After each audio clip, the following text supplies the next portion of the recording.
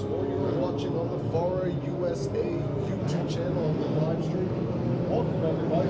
Qualifying is beginning for the Formula FARA series. Cars are heading out on the track and they're going to begin their 25-minute qualifying session.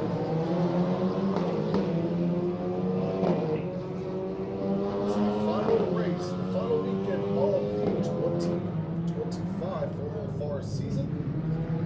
Cars are now heading out on the track right now, going through turn 5, beautiful of this track.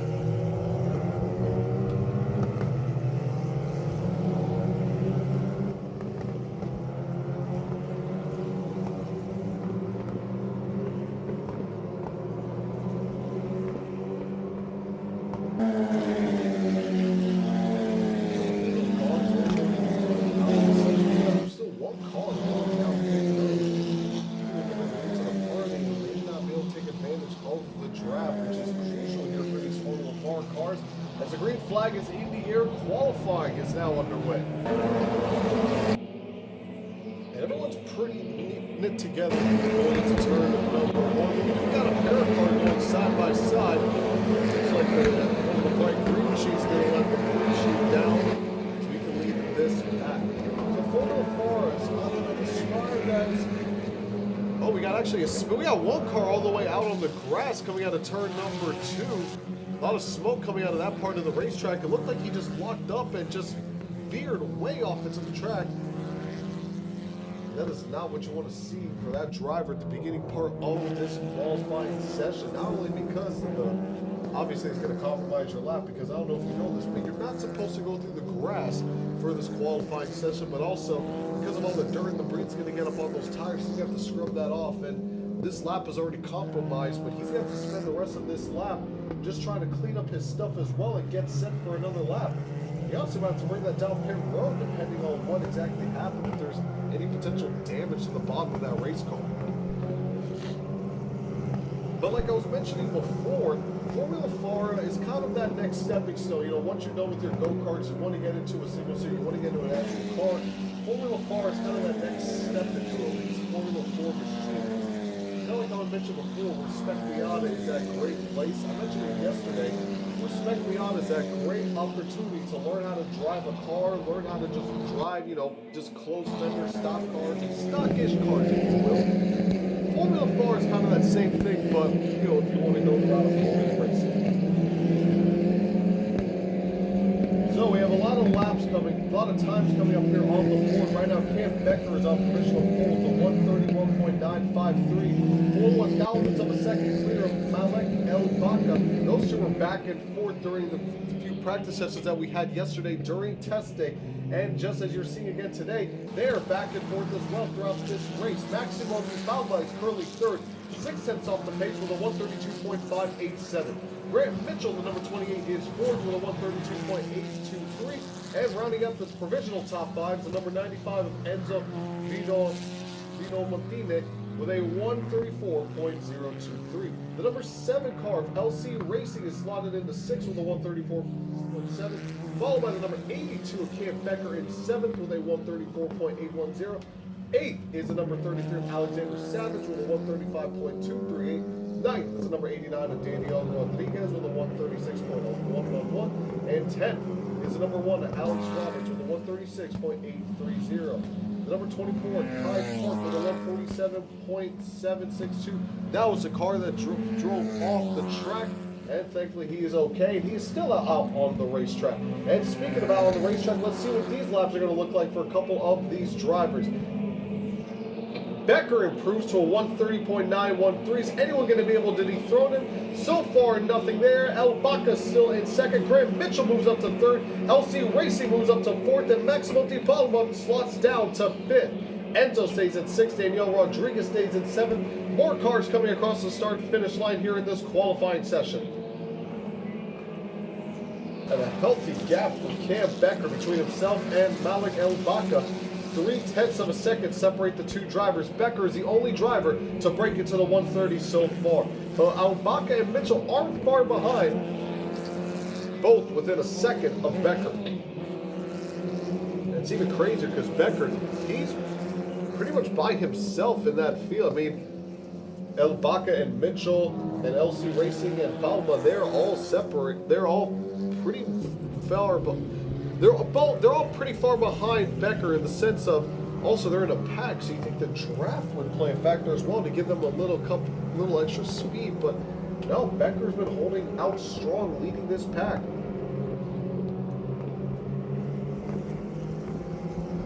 Matter of fact, most of the field is pretty spread out. I see a pair of cars that are drafting together, but other than that, everyone is pretty spread out for the most part. We got one car, not a great position. This is going to head on the pit road. Probably could have compromised one of these laps. Let's see what Becker's lap's going to look like here. 131.008 does not go faster this time. This is an opportunity for El-Baka and Mitchell to possibly go faster. Can they do so? Palma goes faster, but he's still in 5th. LC Racing does not improve on his personal best, and it doesn't look like anyone's going to improve as El-Baka is currently on pit road in the pink and white Formula FARA machine, the number 38 car, still 0.3 off. Only ran one lap before bringing it back on the pit road.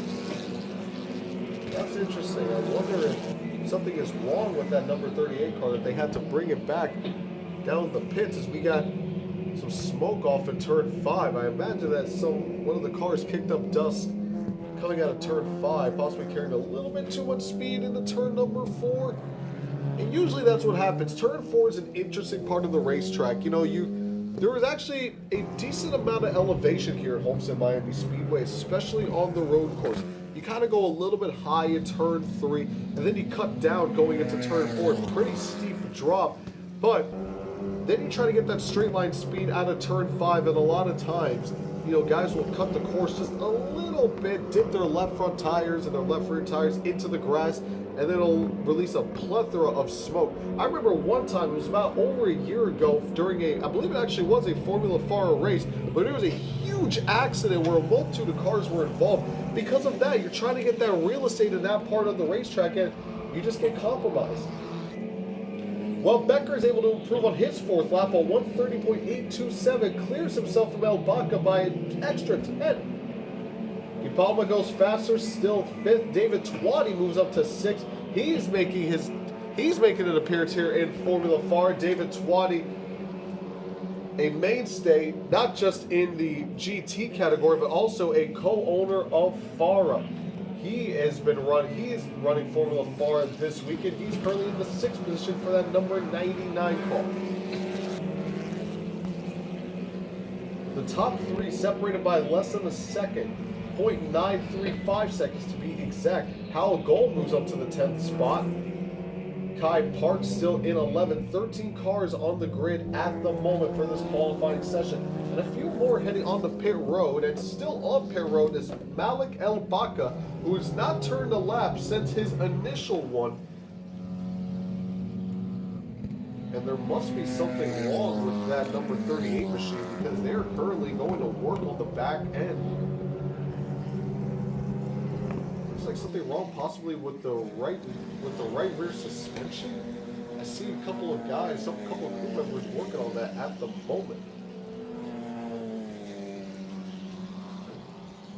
Now 15 minutes to go in this session, and El-Baka, he's been the closest competition to Cam Becker all weekend long, and he might be his closest competition to potentially getting that pole position. So if he wants a shot, they're gonna have to figure out what's wrong with that number 38 Formula FARA car and get it together quick, or else, I mean, second place isn't bad, but, you know, when you're going off into turn number 1 and you're starting on that outside row, it is not the position that you want to be in because the first, really 3 turns of this track are all left-handed turns, so you'd want to be on that inside row, because the inside in this case would be the left side of the row.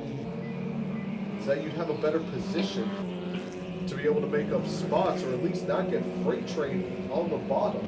And then you really want to get an opportunity until you get to turn 4, but there's so much banking that you have an opportunity to even make the outside line work. A lot of cars are on pit road right now. I see a total of 5 cars making adjustments at the moment. So that would be 8 cars on the racetrack.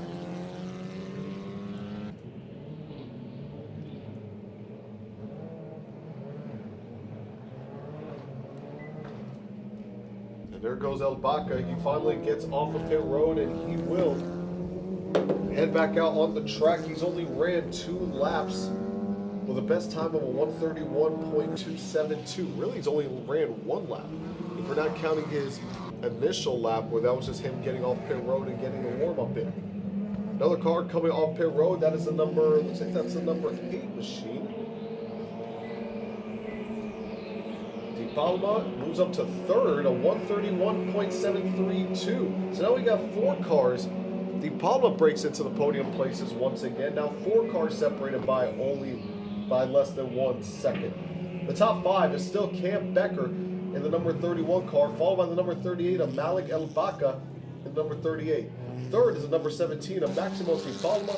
4th is the number 28 of Graham Mitchell, and 5th is the number 7 of LC Racing. That is your grid so far for the top 5. David Twatty comes across the start-finish line. He's still in 6th place, unable to improve on his personal best. He put just the lap prior. Enzo Vitomiente in the number 95 machine put down his fastest lap of the session so far, 133.063. Still 7th on the board. Chris Becker in the number 82, still in 8th. Hal Gold has actually moved up to 9th with his personal best this last time around, a 133.638. And Danielle Rodriguez in the number 89 machine is in 10th right now, provisionally in 10th. Kai Park in the number 24, unable to recover at the moment after that huge scare, if you will, on the initial lap where he went off the track. A 134.911 is all he can muster at the moment. Here comes El Baca, a 146.407. He does not improve on his best lap, but let's see if he can get it done here in this next one. Looks a lot faster going into turn number 2. I imagine that previous lap for El Baca was a warm-up lap. Here comes Grant Mitchell, unable to improve, still in the 4th slot. LC Racing stays put in 5th after coming across the start-finish line. And coming across the start-finish line now is the number 95 of Enzo. He goes faster, a new personal best of 132.664. However, he is unable to move up any spots, still slotting in 7th. Maximo De Palma, a 155.791, does not improve. This is probably going to be his heater lap as well, just like El Baca is going to go in his heater lap pretty much right about now.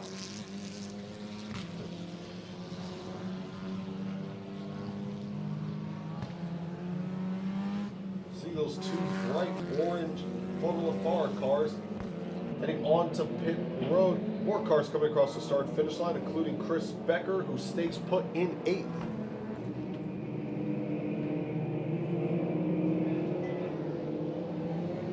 Daniel Rodriguez coming off pit, going on to pit road.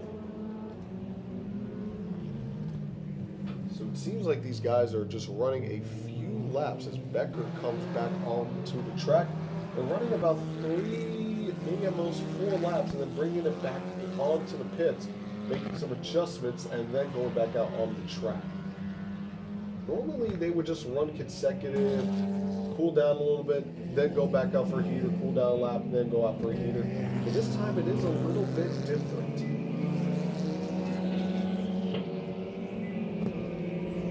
Let's see, Racing goes faster, a 131.959. Still 5th fastest. Enzo unable to improve, 2 seconds off the pace from his personal best. And this should be El Baca coming across the stripe, and it's actually De Palma. He's unable to improve on 132.077, off by about 3/10 from his personal best. I imagine they're going to try 1 or 2 more times before taking it back to the garage.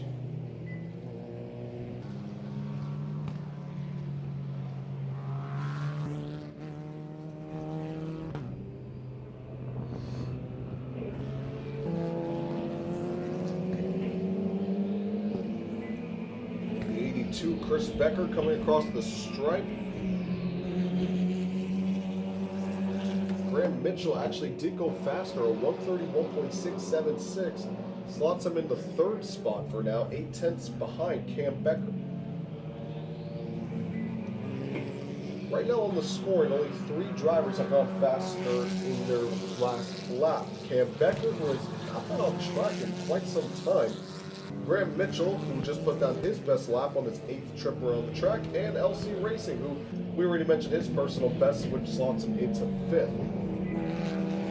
Number 28 of Graham Mitchell goes across the stripe. He does not improve this time. That is a 132.934. About a second off his personal best. Enzo unable to improve, still slots in the 7th. Not a lot of movement for position at the moment. I mean, if you're Cam Becker, 4/10, all things considered, is a decent chunk of time. It's not a great amount of time, you know, but it's something that you can, it's a cushion in racing terms. It's a cushion for you. But if I'm Cam Becker, I want to go out there, at least get maybe 1 or 2 more laps in, see if I can maybe break into that 129 range and really solidify pole position. I mean, so far no one's even broken into the 130s, even though Becker himself is in the high 130s. He's the only one that's in the 130s in the first place. No one has been able to do that as of yet. So, I mean, if you're Cam Becker, me personally, I'd want to go out there, see if I could break into maybe the low 130s, 129s, really solidify that pole position. But, I mean, no one's been able to break into the 130, so if you're Becker, you're still sitting pretty at the moment with 8 minutes to go in this qualifying session. Chris Becker put down a new personal best in the 8th spot. The number 82 machine put down a lap of a 132.942 as we got a black flag out on the track. Got safety crews coming out, and I'm trying to see exactly... Is this another incident over by turn number 3?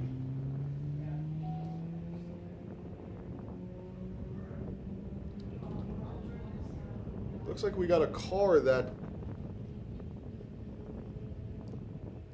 Looks like there's a car that went off at turn number 2. We got a replay. We got a replay.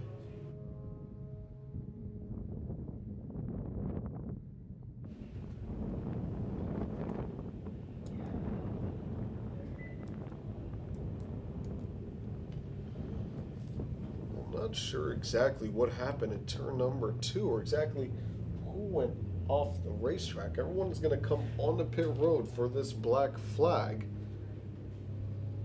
I see the tow trucks over by turn number 2. A couple Formula cars are going to head off onto the entrance of pit road.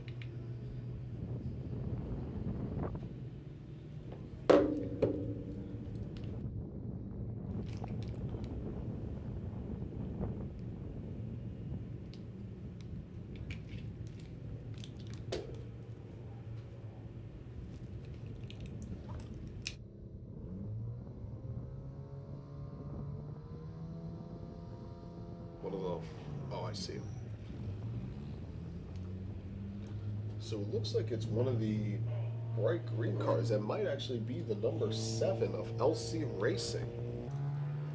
We haven't seen him pop up on the timing and scoring. I'm trying to get a look at the number, but it does look like it could be the number 7 of LC Racing.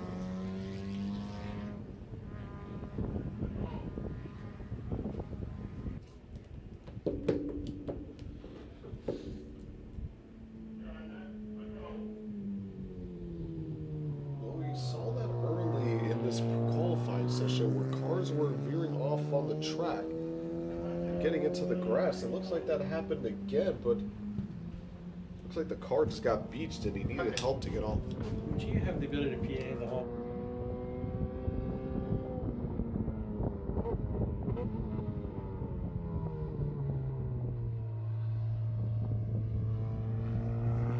T, please head to the grid.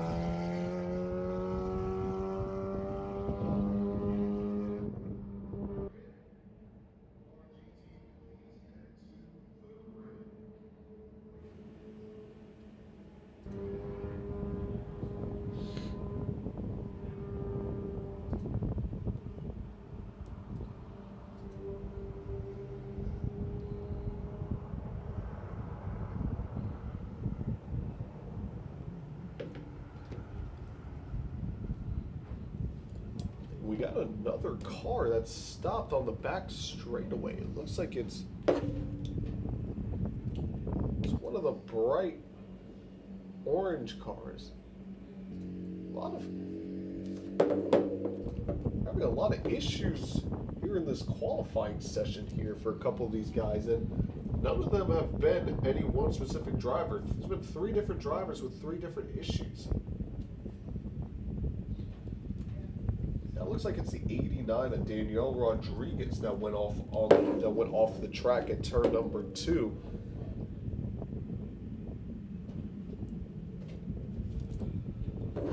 He's on pit road, so he looks to be good to go. I see 3 cars at the exit of pit road waiting for this session to be resumed. It looks like most of the field is as well. But it looks like it's going to take a little bit longer, as we do have a car stopped on the back straightaway. See the tow truck just going to pull this car back to the garage.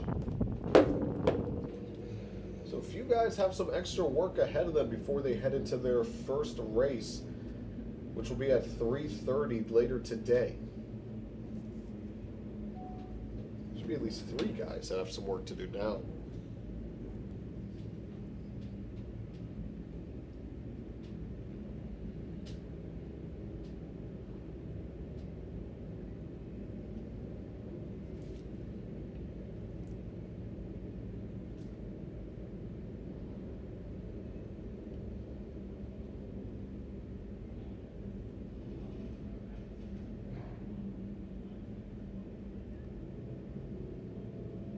I mean, it's pretty hot out there, so I'm not sure if the temperature is causing maybe some equipment issues, or even from a track condition standpoint, with how hot it is outside. I mean, it's about to be noon at the moment, but with how hot it is outside, the track is a lot slicker, the grip isn't particularly there, and these guys are just overestimating how much grip they really have out on the track, as we're going to get things undergoing once again to wrap up this qualifying session. I see 4 cars coming out on the track and another one exiting pit road. That's going to make it 5.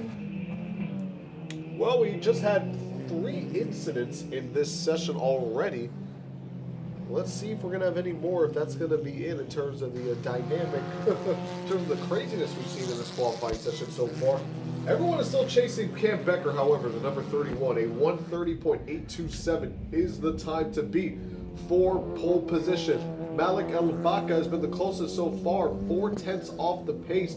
4 drivers are within a second of one another, that being Maximo Di Palma and Graham Mitchell, all separated by less than 1 second. LC Racing is 5th, David Twade 6th, Enzo 7th, Chris Becker is 8th, Al Gold is 9th, and the top 10, Daniel Rodriguez. The GT cars heading on to the grid as they're getting ready for their first race of the weekend. They will have a 25-minute race, which will take place as soon as this qualifying session is completed, which should just be here in about 1 minute's time.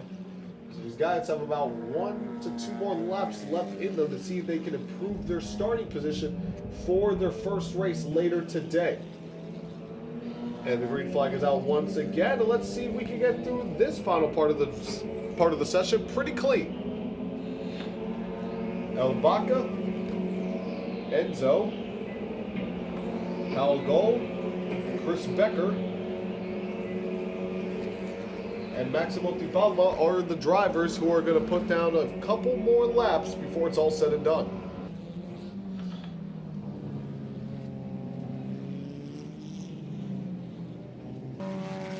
Let's take a look here at Malik El-Baka.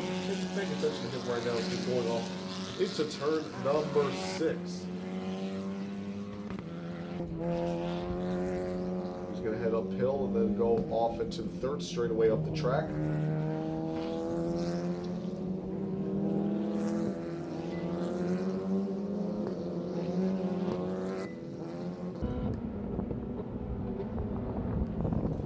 Nice turn 8 and 9 for El-Baka.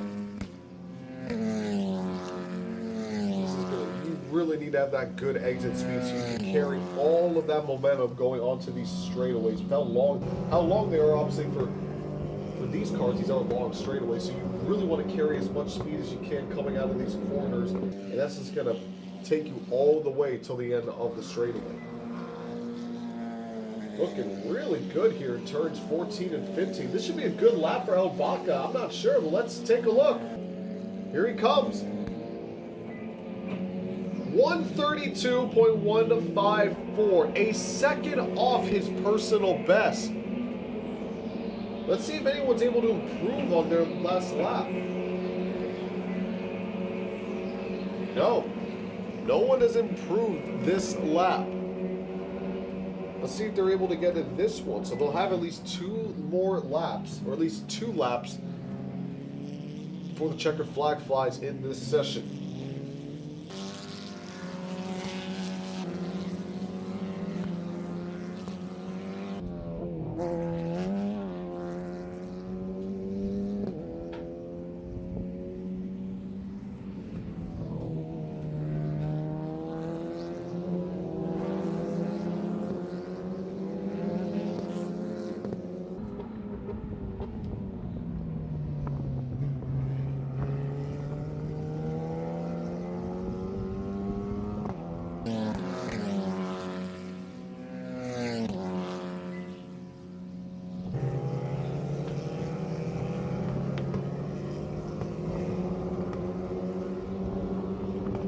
Baca going through turns 14 and 15.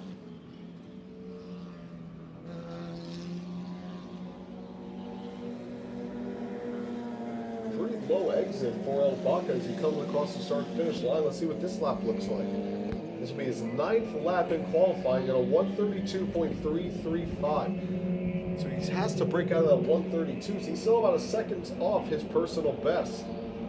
As everyone else comes across the start-finish line, Howell Gold actually improves his new personal best, a 133.290. Still keeps him in the 9th position, however, but he is able to put down a new personal best. Out of the 5 drivers out on the track, he's the only one that's put down a new PB.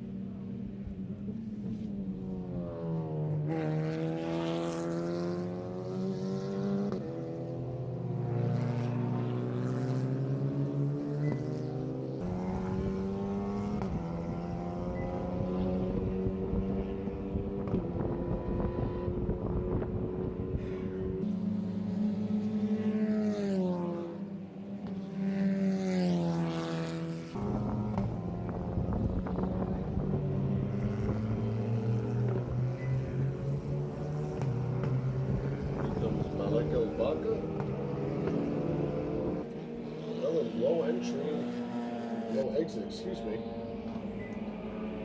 131.796, so he does break into the 130s once again.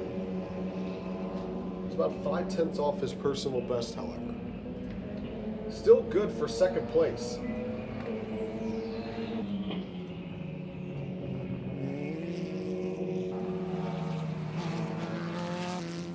Formula cars are heading on to pit road, and it looks like that's going to be it for their qualifying.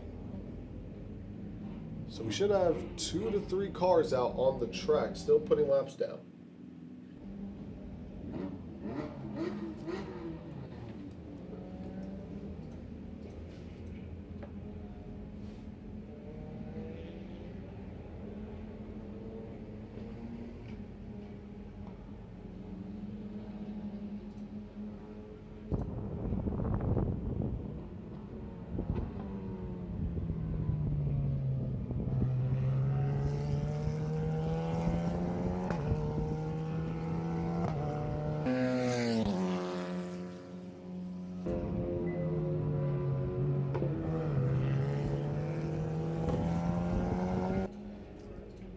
Checkered flag is out, and that's going to do it for this Formula FARA qualifying session. Cam Becker on pole position. Malek El Baca in second. Maximo Di Palma in third. Graham Mitchell will start fourth. Fifth will be LC Racing. Sixth, David Twatty. 7th, Enzo. 8th, Chris Becker. 9th, Hal Gold. 10th, Danielle Rodriguez. 11th, Kai Park.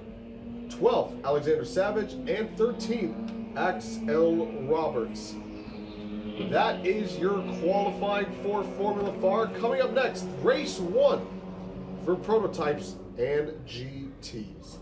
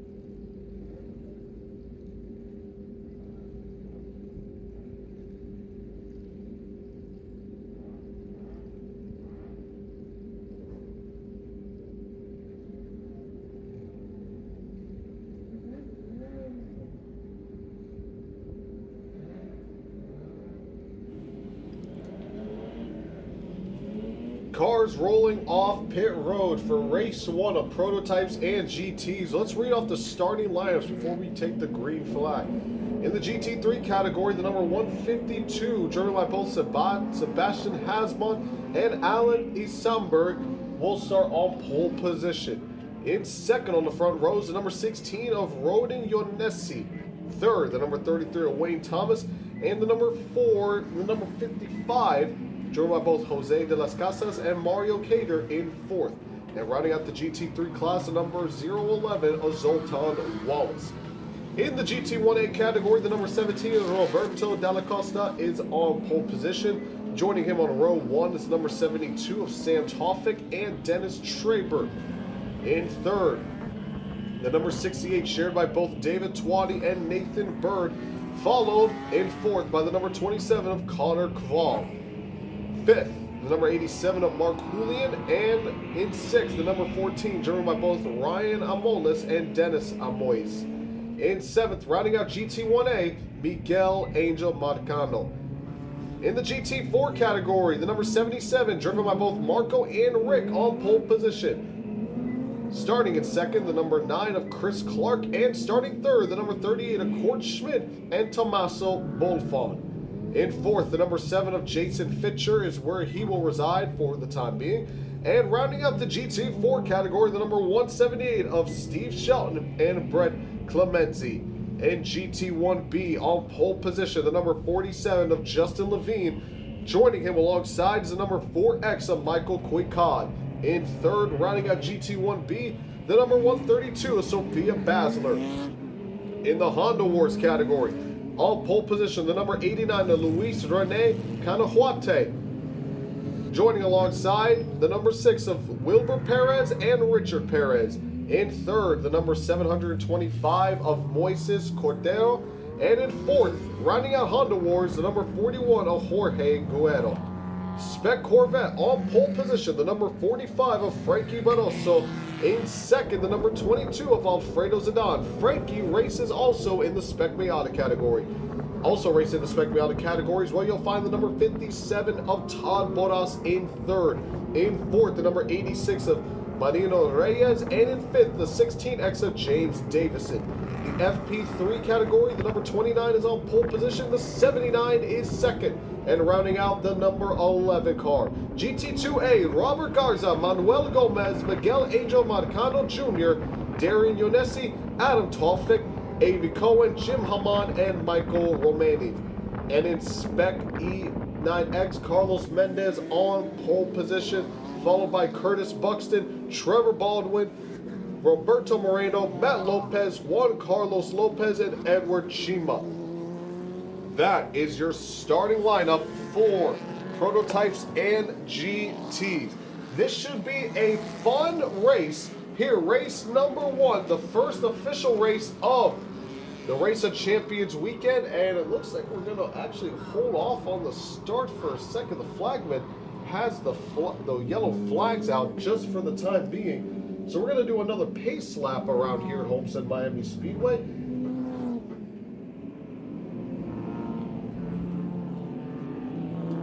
A big field of cars all together.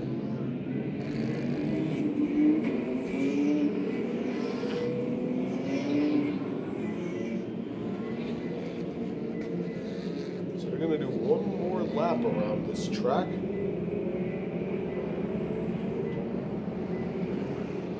Looks like we have an issue actually at turn 7.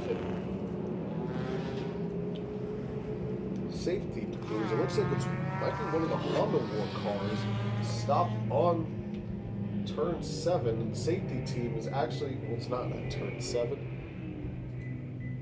So either way, the safety team is going to go and check on that.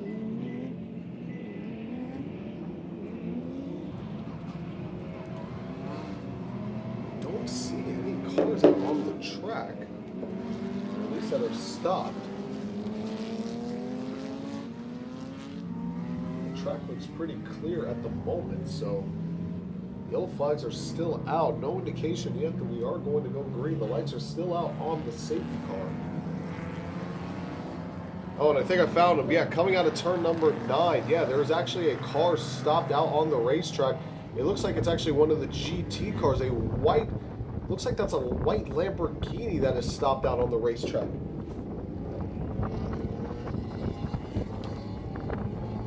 So they're going to have to get that car off the track before we get back going. You know, I mentioned how it's hot outside. It's 79 degrees out at the moment. So it's not like it's in the 90s or it's not even in the 80s. So I'm not sure if heat is the issue because we've been having a lot of cars just stopping on the racetrack regardless of series, especially in the prototype and the GT category. I believe this is the second one today alone for this class.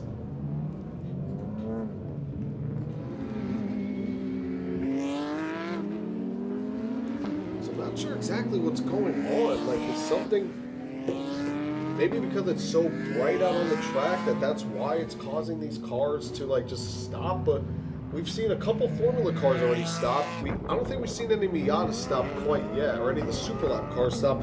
We've already seen a couple prototypes and a couple Formulas.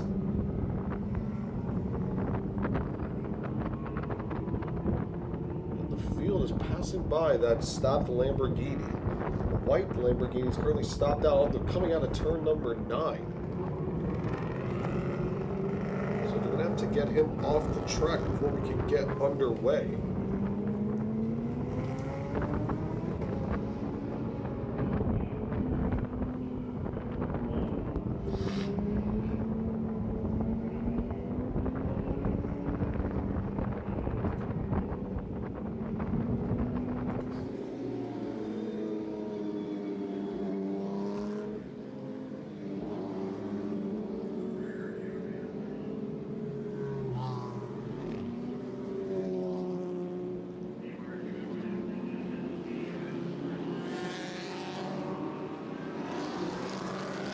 The pace car is coming off pit road, so, well, we're going to go green anyway. They haven't gotten the car off on the track, but it looks like he's off the racing surface, so we are green and underway and 3 wide already heading into turn number 1, and it's actually the car in the middle of the 3 wide that's able to get through. Here come all the cars heading off into turn number 2.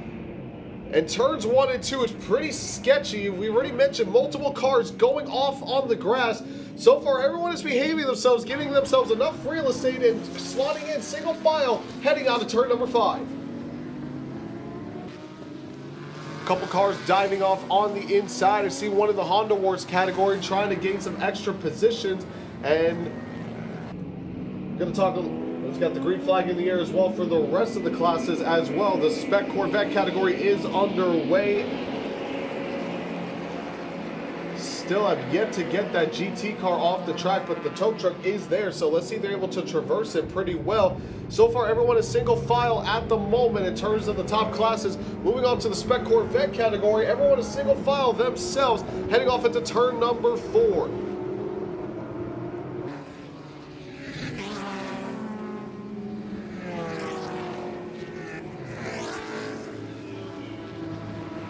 It looks like we're going to have the yellow flags out as well. So the yellow flags are displayed by the flagman. I imagine it has to do with that tow truck that is out on the track. But we are underway here and everyone's starting to settle into position. It looks like that number 68 car, he's made up a couple spots since the start of the race.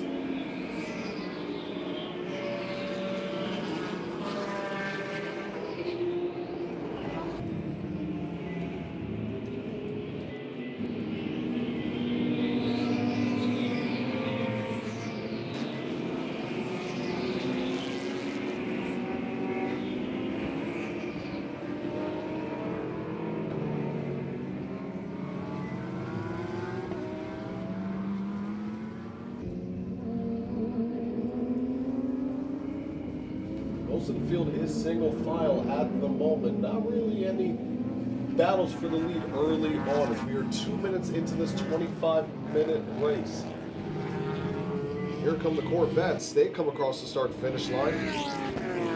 Looks like the 16 is gaining on. Looks like the number 16 Corvette is gaining some pretty good ground on the number 86 of Marino Reyes. That will be for the 4th position. He just gained a couple car lengths heading into turn number 3. It was actually a pretty tight battle between Frankie Barroso and Alfredo Zidane. Both of them are separated by only about 1 car length. And you got Todd Bottas in the 57 Corvette, not far behind, ready to pounce in case those two get together. Here comes Bottas. He's going to be right behind the number 22 of Zeldin. That's going to be a battle to watch. Here's another battle to watch right here for the GT1A category, as the caution flag is out. Yellow flags are out. That's going to stop racing for the time being. The safety car is going to come out on the racetrack, and we still have that tow truck that is where the Lamborghini is supposed to be.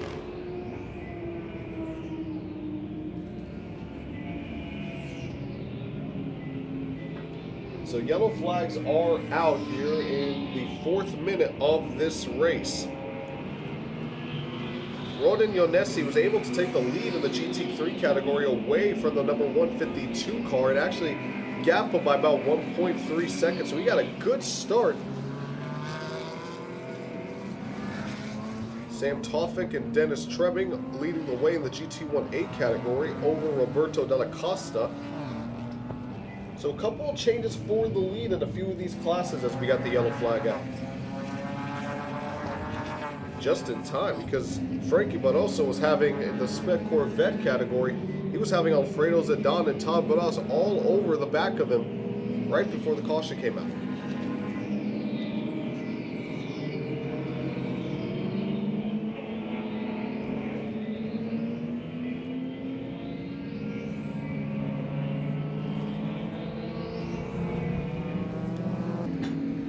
Looks like they're going to finally try to get that Lamborghini off on the track. I've been talking about it before we even went green, but over by turn 9, just out of turn 9 on the track, there is a stopped race car that has been stopped since the pace laps, the formation laps, and they've been trying to get the car off the track ever since, but they've just been unable to do so, and they finally threw the yellow flags once again, and it looks like they're going to finally try to get that car off the racing surface.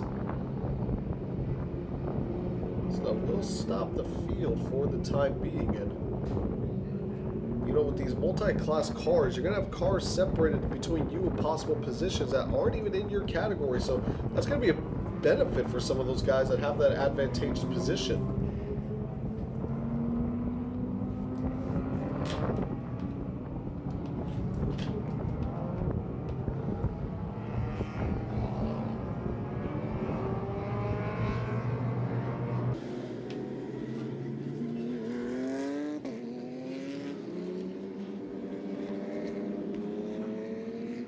Finally able to get the car on the tow truck.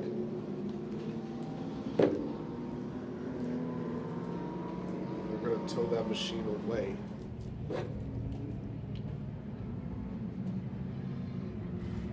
It's a white and black car. Finally able to see a little bit more of that car. It was all the way now on the back straightaway on the far side of the racetrack. Caution flag is out, and we should be going green, possibly this time by.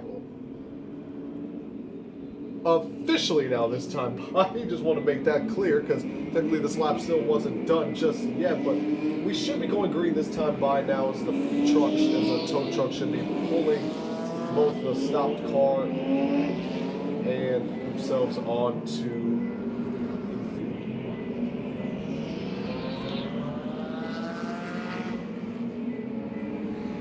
That was a pretty crazy restart, especially in the GT1A category. You had them going 3 wide before getting into turn number 1. And it actually was Sam Tofik, who's in the middle of 3 wide, that came out advantageous. Usually it's either the guy on the top or the guy in the middle.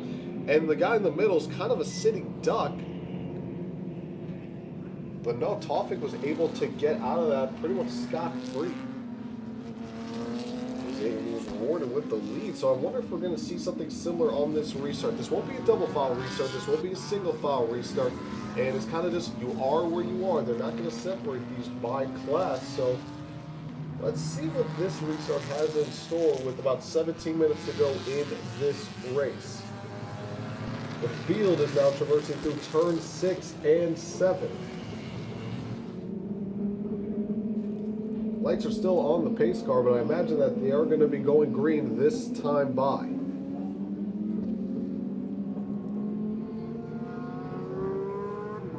And just making sure there are no cars.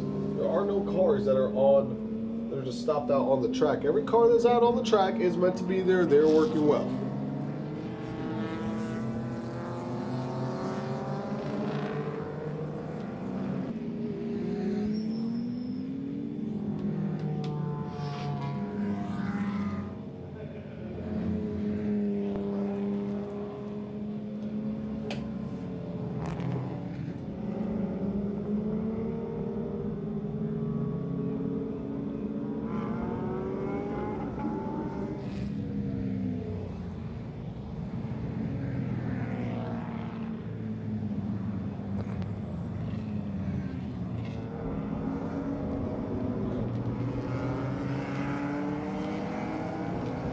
So I see the green flag in the flagman's hand, so we will be going green this time by. Rodin Yonesi leading GT3, the Tofik and Tripping duo leading GT1A. GT4 led by Marco and Rick, Justin Levine leading GT1B, Luis Rene Canahuate leading Honda Wars, Frankie Barroso leading Spec Corvette. 79 leading FP3, Manuel Gomez leading GT2A, Carlos Mendez leading Spec E9X. Green flags in the air. Let's do it again. And a spread out field for this restart. Everyone's going to have plenty of real estate heading off into the first set of corners.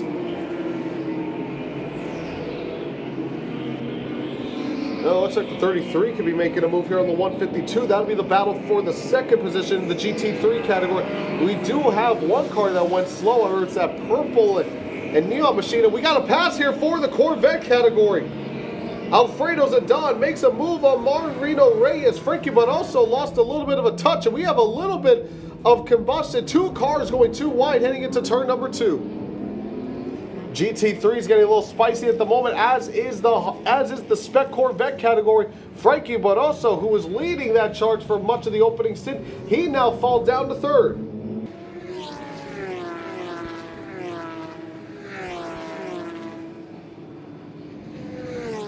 And you see the Spec Corvette trying to get through the Honda Wars and the GT3 cars. Frankie Barroso falls down to third, but the battle for the lead is between Alfredo Zidane and Marino Reyes in the Spec Corvette class.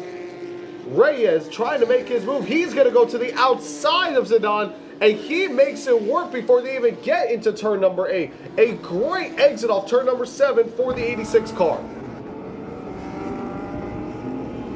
And here come the rest of the GT categories. 72 leading the 16 leading the charge in GT3. GT1A, they're just coasting at the moment. We do have a position change here between, looks like it's the 87 and the 14, able to swap positions before they head off into turn number 1.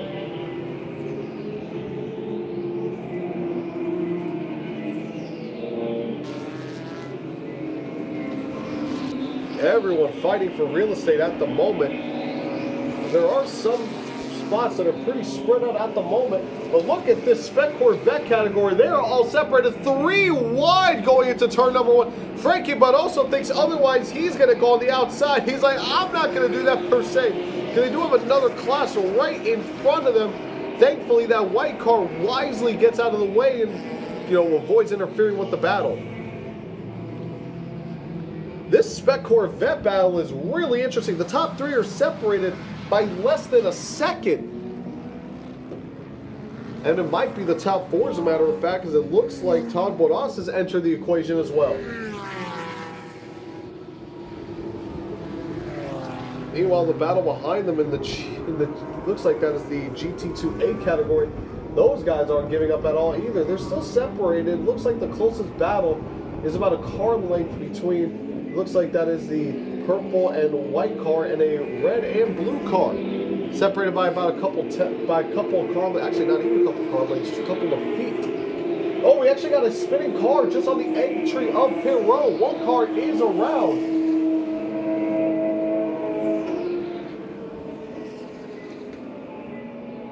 That is a black and gray car that is spun out on the entry of pit road. It looks like he's just waiting for the traffic to get by before he can get things going once again.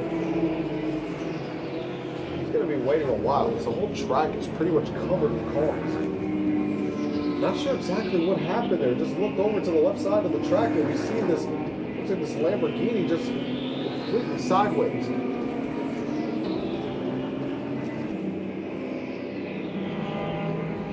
Still stopped on the entry of pit road. I don't know if they're going to throw, well, there are yellow flags in that section of the track. And now he's going to be able to get going now that he has some clear track in front of him. But he may want to start picking up the pace as a pack of cars is just barreling in behind him. And he finally gets it going. That is the number 27 car that spun out.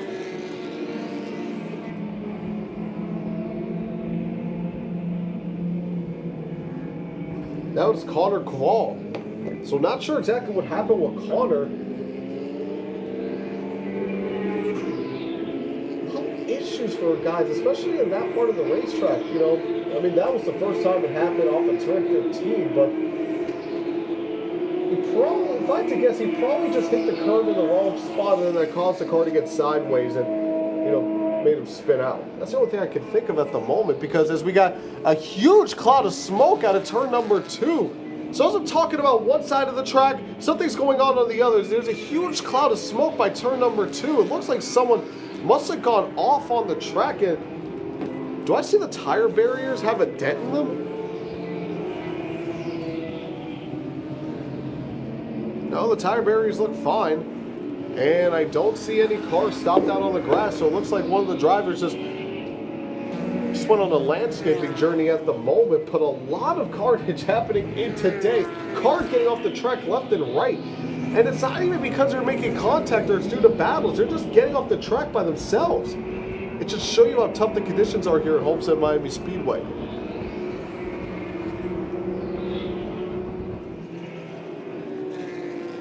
In the GT3 category, Rodin Yonessi leads the way, 1.2 seconds clear of the number 152 car, and actually 1.4 seconds clear of Wayne Thompson. So the battle for second is going to start heating up in the GT3 category. Jose de las Casas and Mario Cater, they move up to the 4th spot. And in GT1A, I mean, the difference, 3.4 seconds between the 72 and the 17. Most of the field separated by a couple of seconds, except for the Spec Corvette category, which has now come down to Alfredo Zidane and Todd Bodas. Both of them are separated by only 0.3 of a second. You got one car coming down pit road, and I believe that is the car that went off into the grass just about a lap ago. See exactly whose number this is. This is the, I believe that's the 11 car. Takes it immediately to the garage.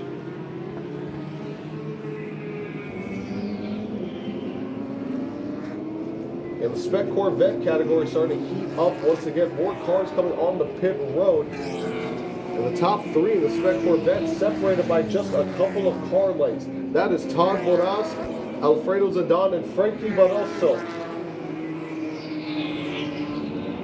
See what the gap is between these guys. Just barely over a second. And Marino Reyes, he was with these guys, but has fallen off the pace tremendously. Over 8 seconds off the pace now between the top 3.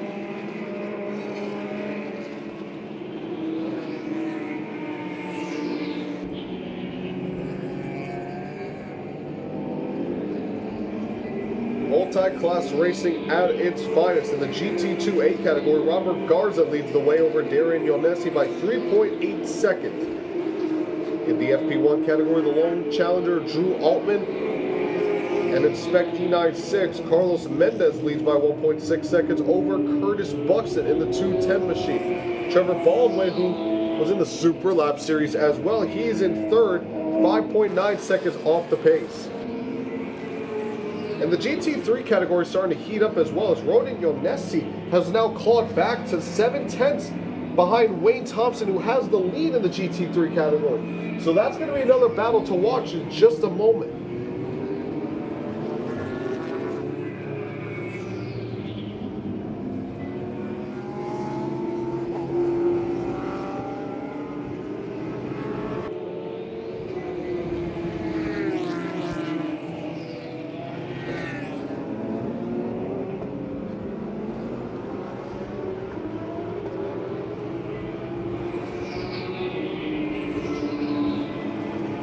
Something happened to Yonessi. He dropped down to third now.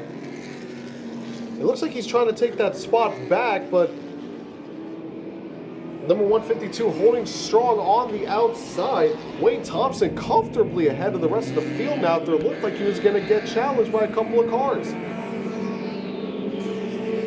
Yonessi trying to get that spot back, but so far no avail. He's actually losing time because of the battle that's taking place, as we got another incident there.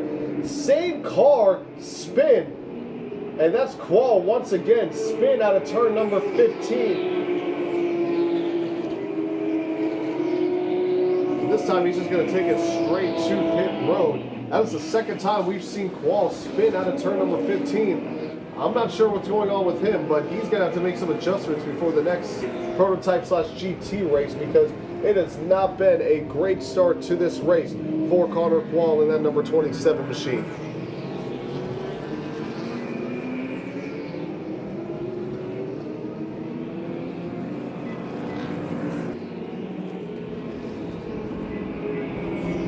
Six minutes to go in this session. We got the blue flags out for one of the cars. Looks like it's one of the Honda War cars. It's going to allow the 132 to get by.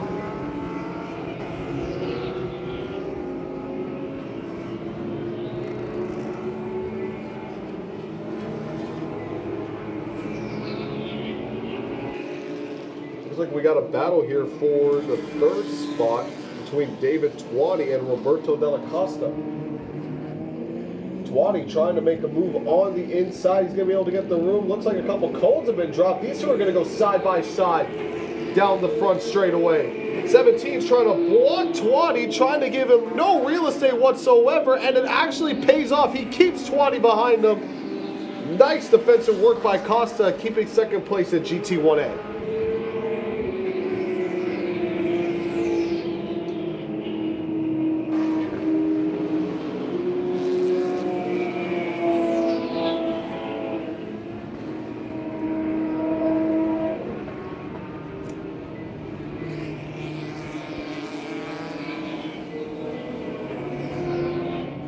Wayne Thompson has now extended his lead to 5 seconds in the GT3 category over the 152 Sebastian Hasmond and Alan Ismabert. Ronan Yonessi still in third, trying to claw back to get to that second spot. He was as close as 7/10 behind the leader, but ever since, Thompson has just checked out, and it looks like the victory is going to be out of reach unless he can make up 6 seconds in 4 minutes.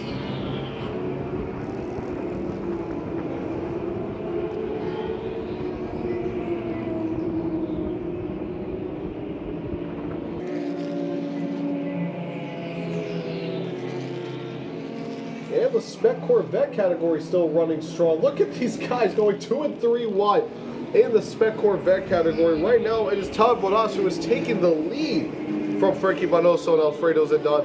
And look at the FP1 car of Drew Allman just trying to get by all of these slower cars. And he's like, man, I'm just by myself running laps, all right? Man, like, just don't do anything to my car, please.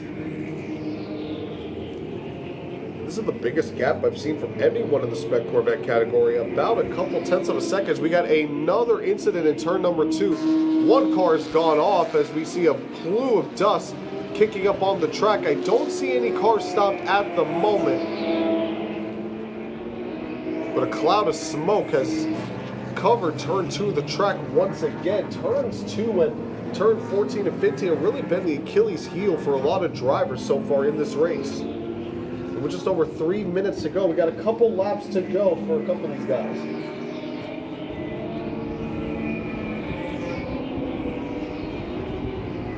Good to see the 27 of Connor Qual still running out on the track. Hopefully he's able to get through turn 15 unscathed this time.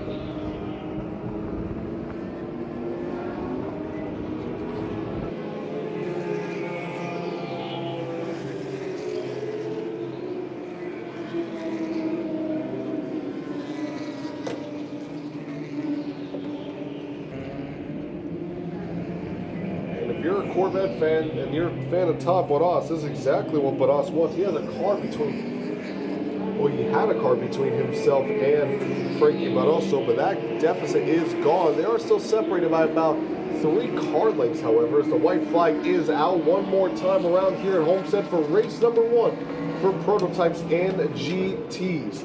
Drew Altman has been leading the way in the overall category, as he's the only one in the FP1 class. Well, the first race of the FARA weekend has definitely delivered a lot of action in terms of passing, and a lot of action in terms of just seeing cars getting off the track and running into issues. The next race will be at 4:05 for prototypes and GTs.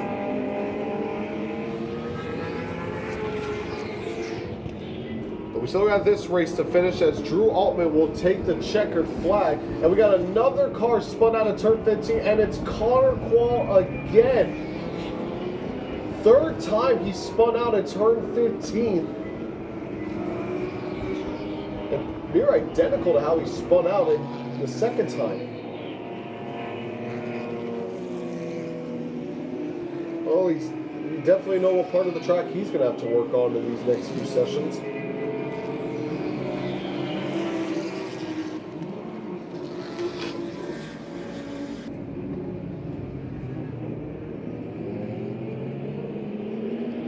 Checkered flag is out. Drew Altman takes the win in the FP1 category. Wayne Thompson gets the win in GT3. Sebastian Hosbon still waiting for the rest of the GT3 cars to come across the stripe. But unfortunately, Connor Quall is going to finish this race rolling down pit road. So that'll do it for this race. Still a couple more battles to finish at the moment. It's not all set in stone.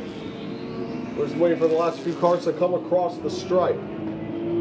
So, in GT3, the number 33 of Wayne Thompson is your winner for race number 1. In GT1A, the number 72, driven by both Sam Tawfik and Dennis Trebbing, is the winner. In GT4, the number 77 of Marco and Rick is the winner. Justin Levine takes the victory in GT1B. Luis Rene Canahuate takes the checkered flag in Honda Wars.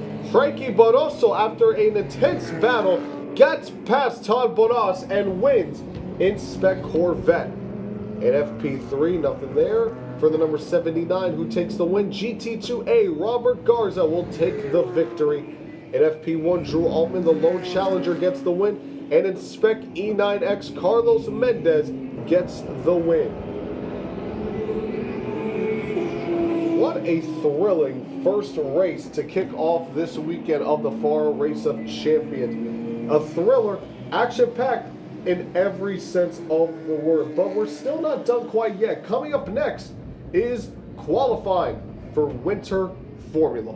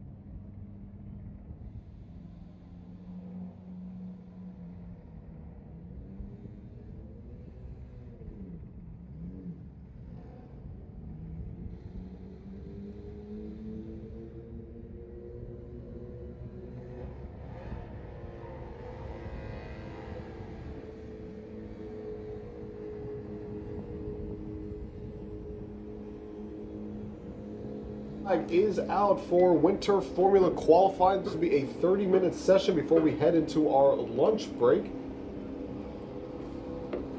And the winter formulas are now heading out onto the racetrack. They are a little bit different from the Formula FARA cars. They're not exactly the same. I mean, there are a few differences between the winter formulas, which are actually starting their season, I believe.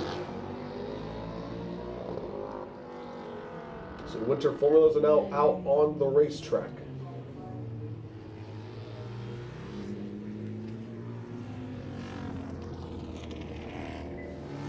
A little bit bigger than the formula because they look more similar. Honestly, you want to say they look kind of similar to, I'm not going to say specifically the Formula 2 cars because those cars, you know, they look a little bit different. The wings are different, but it's kind of, how do I put this? They kind of look like an F1 car in its basic form, if that makes any sense whatsoever to what I'm saying. Just the design of the car looks like a base F1 car. I don't know if what I'm saying makes any sense, but that's the best way I can describe it. Like the Formula 4 cars, they look like essentially like, you know, they are formula, they're all formula cars, but these Formula Winter cars just look a little more technical, got a little more, it looks like, components to them, and they do look a little more sporty as well. So why I say they're kind of like a base version of an F1 car. But they're having their qualifying session right now as well, and this is actually going to be a 25-minute session. So the green flag is out, and the first car for winter formula will come out on the track. It is the number 46 car. He will head off into turn number 1. He has been the closest competitor to the number 88 machine, who was the fastest car overall, and the only one to break it to the 130 bracket. And actually the 46 went off on the track, it looks like. So something's going on in turn 2 where a lot of these guys, they are just going into the grass. I wonder if it's a situation kind of like I mentioned with turn 5 where you just try to gain a little more power on exit. You just clip the left side of the left tires onto the grass. I wonder if that's similar where they're just trying to get a little bit of extra speed, and coming out of the exit of turn 2, they're just clipping the right sides of their tires onto the track, or the right tires onto the track. Not sure exactly what this is, but we've seen a lot of dust being kicked up at turn 2. I mean, it's not affecting the drivers too much. Clearly, they're continuing to do it, which means, well, let's see if it happens again. I'm going to look at the 88 here, see if he does the same thing. He does not. He gets through turns 2 and 3 smooth. You know, usually turn 5 is where you see a lot of dust being kicked up. We have seen that a little bit this weekend, but not as much as it's been at turn 2. And the 46 is now all the way on the grass.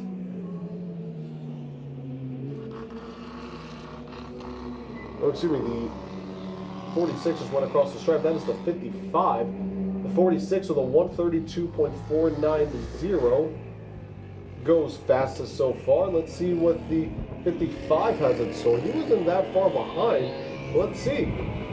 A 138.500. So yeah, it looks like not the greatest lap in the world for the number 55, but he has been a little bit off the pace compared to the top 2. So let's see if he learned anything from that last lap. I'm not sure exactly what kind of machinery is underneath, underneath the hood of that car compared to the top 2.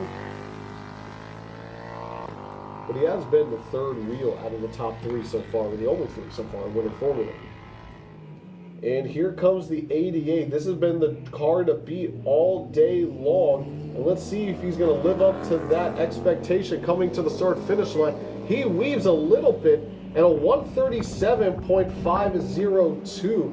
That's going to slot him second fastest. 5 seconds off the pace of the 46.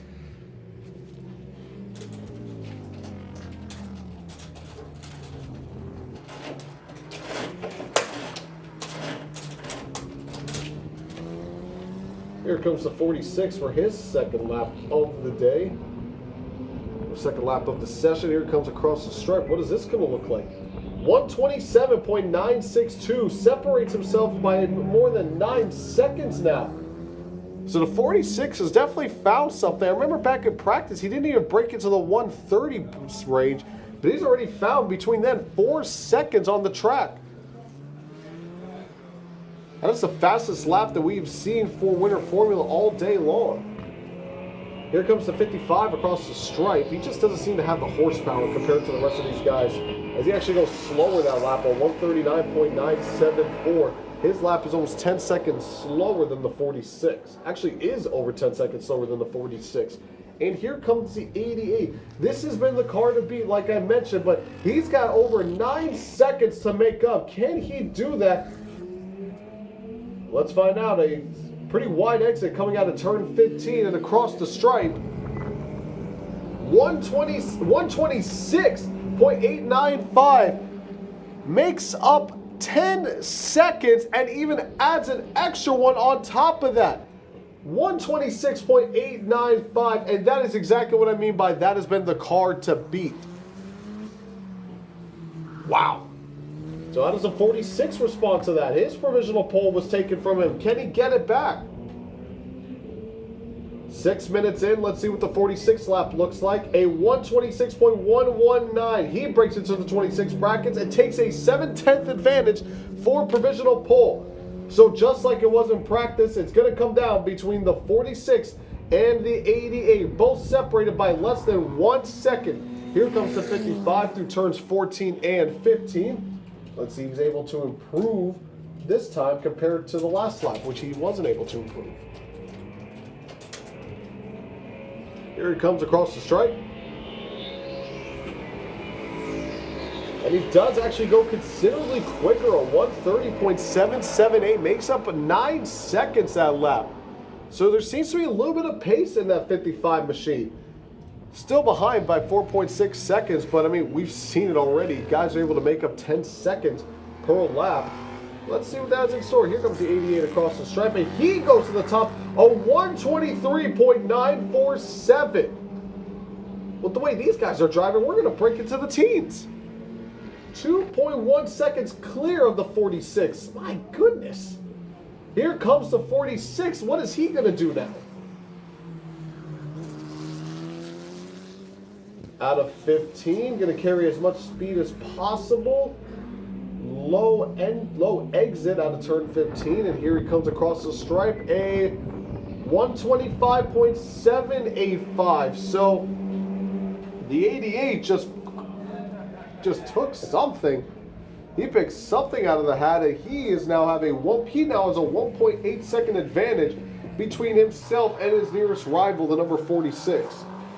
Guys, let me tell you something. This practice and qualifying between the 88 and the 46 has been incredible so far today. I'm excited to see how these two go in the race. Here comes the 55. And he improves slightly, a 130 flat. He's inching closer to breaking into the 130s. That didn't sound healthy. He went into turn number 1. Here comes the 88. He continues to put down personal best after personal best. A 123.833. Now almost a 2 second advantage between himself and the 46. Boy, the driver of the 46, they're going to have to find a lot of ground here. They made up 9 seconds once. Let's see if they can do it again. Coming out of 14 and 15. And on to the front straightaway. Let's see what this lap looks like. Every lap for every driver has been a personal best. The 46, a 125.739. So it looks like the 25s is where the 46 is stalling out at the moment. And the 88 is sitting comfortably with a 1.9 second advantage here in qualifying. With just over 15 minutes to go in this session.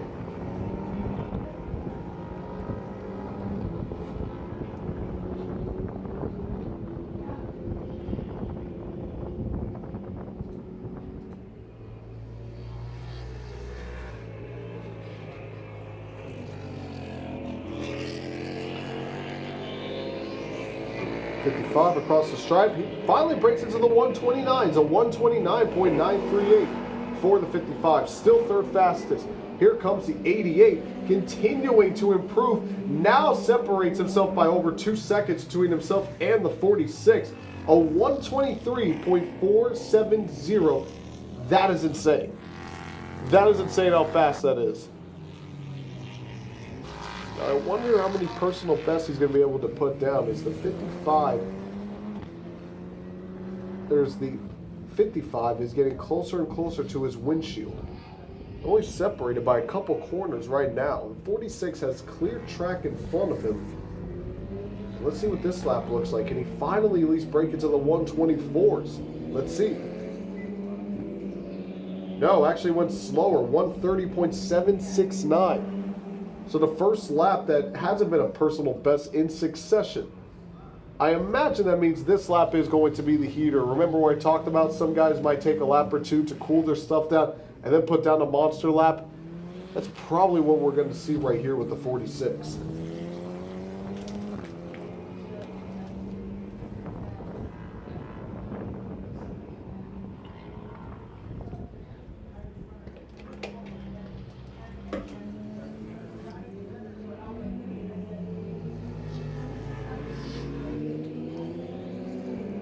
So the 88, 123.566 does not improve, about a tenth off. The 55 goes on to pit road 13 minutes ago. There should be enough time for them to get back out on the track.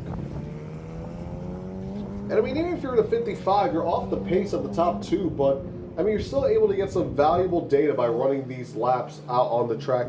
See what the car has, see what the car could need possibly even in the future, and just try different lines around the track to see what works, see what doesn't. There's a lot of data that comes just from track time alone and just lap after lap after lap, finding what's good with the car, what isn't good with the car, what lanes work, what lanes don't work.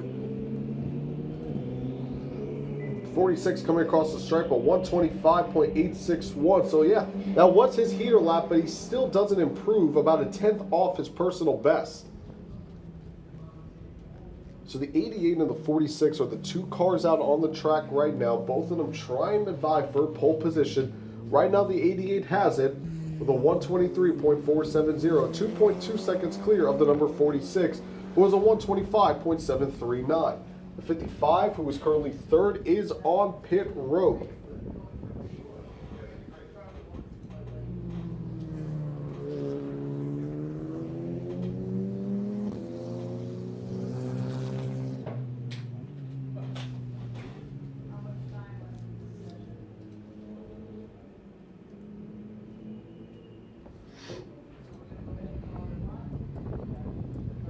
And the 46 looks like he's coming onto pit road as well. That'll leave one car out on the track. That would be the 88. So it's going to bring it down to 2 minutes left in this session, and two cars already out on pit road. One car out on the track, and I'm going to, let's see if they're going to stay out on the track or they're going to take the left-hand turn, and yes, they are. So it looks like that's going to be it for the Winter Formula session. And indeed it is. So the 88 is on pole position with a 123.470, followed by the number 46 with a 125.739, and rounding out the Winter Formula category is the 55 with a 129.931. That'll do it for Winter Formula qualifying. We're going to take our lunch break now, and coming up after that at 1:35, Pro Spec Miata practice and qualifying. And if you're hungry, folks, there are some food trucks down in the infield. I know I'm going to be heading over there in just a moment, so if you guys are hungry, head over to the food trucks to get yourself something to eat during the lunch break.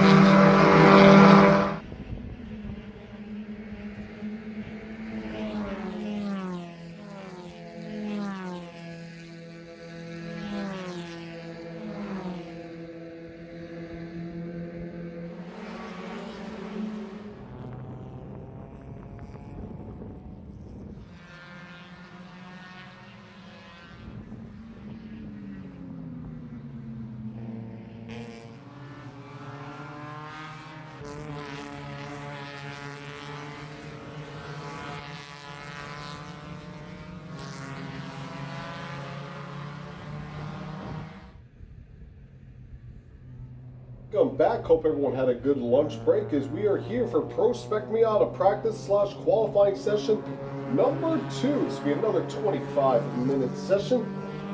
Getting ready for the Spec Miata shootout, 15-minute shootout, which will start at 5:10 later today. So this will be the second practice / qualifying session, which is the only class that combined their practice and their qualifying session. So a little fun fact right there. But either way, got a couple cars out on the racetrack right now. Got 11 cars out on track, getting ready to put down their qualifying laps, and most of them already took the green flag for lap number 1. Camden Brown leading the charge. Got Center Smith, Mike Leo, Chris Haldeman, Brian Iona, Joseph Saddington, Todd Bonas, Kaylin Kinney, and Mark Kinley, and Luis Bostani, all coming out of NASCAR turn number 4. Let's see what these laps are going to look like to kick things off. Here in practice and qualifying number 2, you got the pair of the 55 of Center Smith and the 69 of Mike Leo coming across the start-finish line. They go to the top of the charts with a 142.056. Oh, excuse me, a 141 actually. Chris Halderman takes the top spot now after everyone has gone through. So Chris Haldeman is now on the top. He's on provisional pole, a 141.586. 4/10 clear of Mike Leo with a 142.055. The number 92 is third with a 142.187. And fourth is Brian Iona with a 142.629 for Iona Motorsports. Todd Bonas is fifth for Bonas Racing with a 143.340. Kaylin Kinley is 6th with a 143.349. 7th is Joseph Saddington with a 144.728 for Bitcoin Racing US. And those are all the cars that have taken time so far. Camden Brown, Mark Kinley, and Luis Bostani not put down a lap. Center Smith put down a lap, but that one has not been registered. This one should be, as we see the 117 and 65 begin their initial laps. Not sure exactly what went on there with Center Smith's lap. That one is not being recorded at the moment. Right now the field is coming out of turn number 3. Let's see what this is going to look like. Look at this 8 dream team right here, right? Right here. He's going to help you now for the graphic.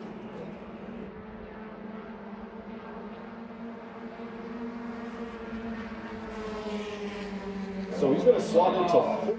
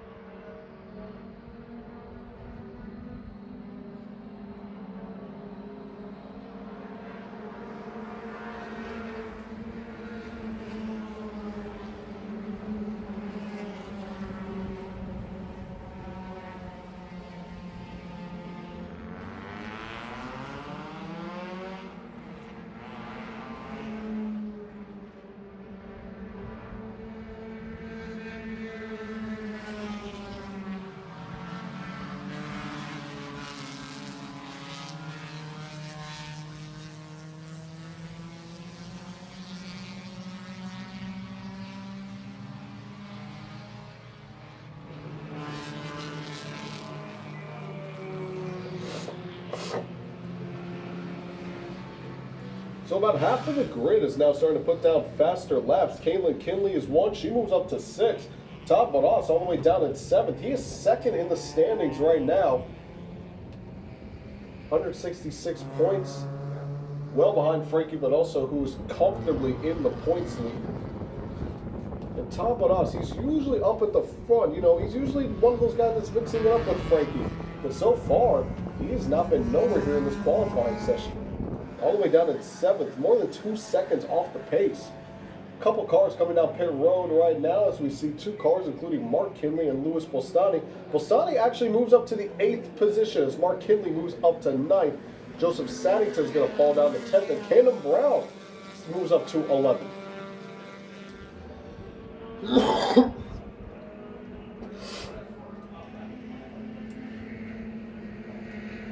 Here comes Center Smith being pushed by the number 69 of Mike Leo. Leo stays put in 3rd, and Center Smith, those two, no matter what they've done, I mean, they're working together lap after lap, and they cannot find that extra speed. Well, actually, let me rephrase that. Mike Leo did find a couple extra tenths. He did find 6 to get himself within 3 tenths of himself and the pole position. But the thing is, really no one's been able to catch the 92 and the 124. They have not gone out on the track as of yet. Most of these best lap times have been put down on lap 2 or less. Brian Iota put down his best lap on his first trip around the track. Chris Halderman's provisional pole lap has been on lap 2, as well as the number 92 car. Todd Bottas moves up to the 6th spot now. He just put down a personal best of 142.948. So Mike Leo, I mean, he's been doing both. I mean, I've seen him push and I've seen him get pushed. It seems like getting pushed is the fastest way to get around the track here. You know, you want to get that slipstream possibly, you know, maybe you can get a little bit extra speed, but it seems getting that bumper, that front bumper to the rear bumper is going to give the most advantage and the most speed to these cars compared to, you know, just getting a little bit of slipstream. So I wonder if Mike Leo, he's going to want to get pushed to see if he can gain a couple extra tenths to get up to the top. Mark Kinley does not go faster, neither does Luis Bostani. They both stay put at 8th and 9th respectively on the provisional grid. Here comes the duo of Center Smith and Mike Leo. Leo is still pushing Center Smith over to the start-finish line. What is this lap going to look like for the duo? Well, Leo doesn't go faster, but Center Smith does. A 141.485 cuts it down to now 6 tenths between himself and provisional pole. Let me tell you, the top 4 is pretty close, separated by less than 1 second. And with Center Smith and Mike Leo working the way that they're working, I mean, they have a shot at challenging Chris Alderman and the 24. And just as I say that, Chris Mayer and Alex Acosta and Frankie Bonoso throw all of that into array. The top, those 3 that I just mentioned, take the top 3 spots. Chris Mayer with a 140.560, Alex Acosta with a 140.622, and Frankie Bonoso, the point leader, with a 140.623. The top 3 separated by less than 1/10 of a second. And make now the top 7 separated by less than 1 second. 0.063 is the difference between 3rd and 1st. Christian Mayer, Alex Acosta, and Frankie Bonoso just came out of nowhere, spoiling the party for Haldeman, the 92, and Leo. Now, if you're Haldeman in the 92, I mean, you see this. You haven't gone out on track in a little bit. I mean, what do? Do you go back out on track with 11 minutes to go, see if you can reclaim that pole position? Here come a couple of cars on the track, including Center Smith and Mike Leo. Let's see if they can reclaim something here. They do not go faster. They stay about the same, only about a couple tenths of a difference between the last lap and this one. The 92 does not improve. He is off by 5 seconds, but I imagine he's going to really put the hammer down this lap. Here is a trio of cars coming out of turn number 4, bump traffic. Here comes the 60 and the 17, and here's that trio of cars, the 24, the 48, and the 134. They continue to separate themselves. Mayer improves as well as Bonoso, who moves up to 2nd. Acosta drops down to 3rd. All separated by 15th 100th of a second.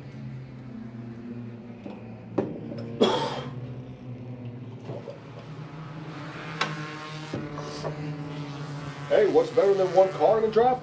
Two. And I see they're catching up to Boras and Kinley.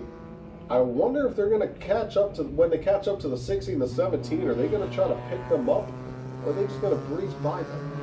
Imagine a 5-car pack for qualifying. I haven't seen that since the 550 package at Auto Club. Just think, God, we don't have that package anymore.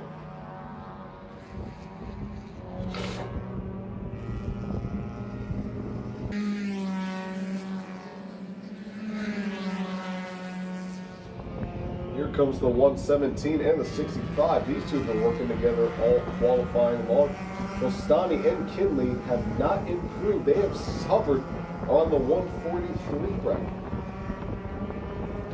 And here comes Smith and Leo. Let's see if they can improve as well.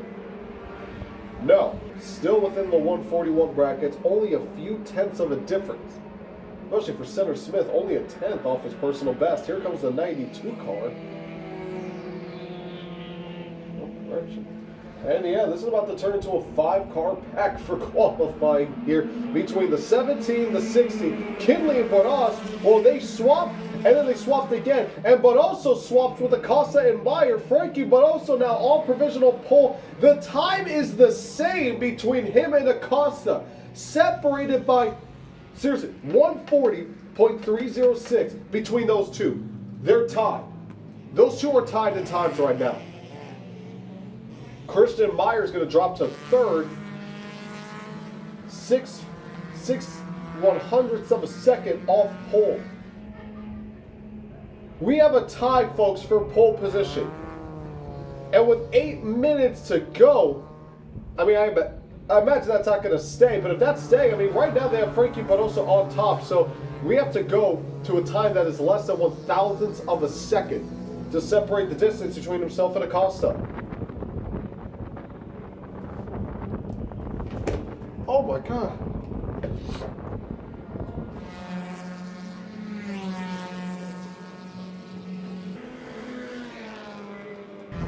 Bostani and Kinley coming across the stripe. It doesn't look like they're able to improve on this lap, and they don't.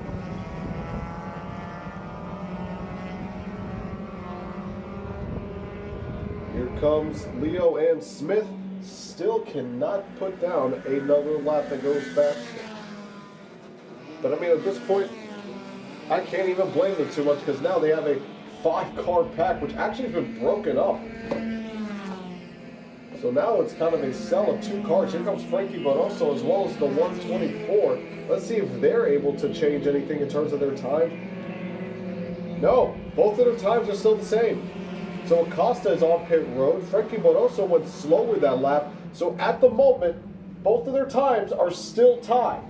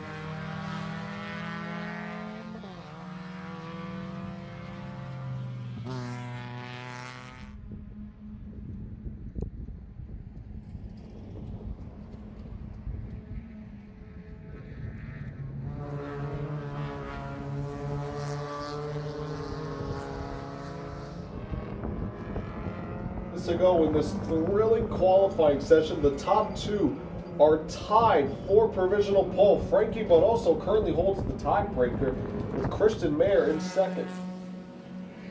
I want to see exactly what the tiebreaker is, and I think we're about to get a report to see exactly what the tiebreaker is. So give me 1 second, guys. So we're combining the two qualifiers.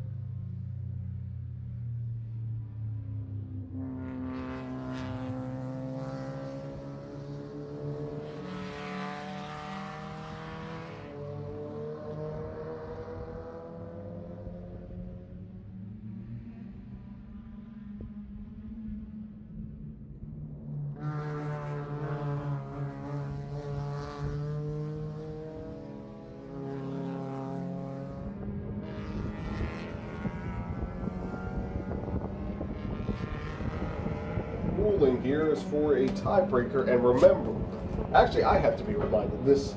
So this is the second practice qualifying for the day, and if you remember the practice times from earlier in the day for session 1, these times are actually slower by about, give or take about a second, maybe a little less than a second compared to session number 1, which was in the morning. It was a little cooler out on the track, a little more grip, and now, because we're almost in the dead of the afternoon, it's very hot, not a lot of clouds, the sun is beating down on this racetrack, very greasy, very slick, not a lot of grip out there, slowing these guys down.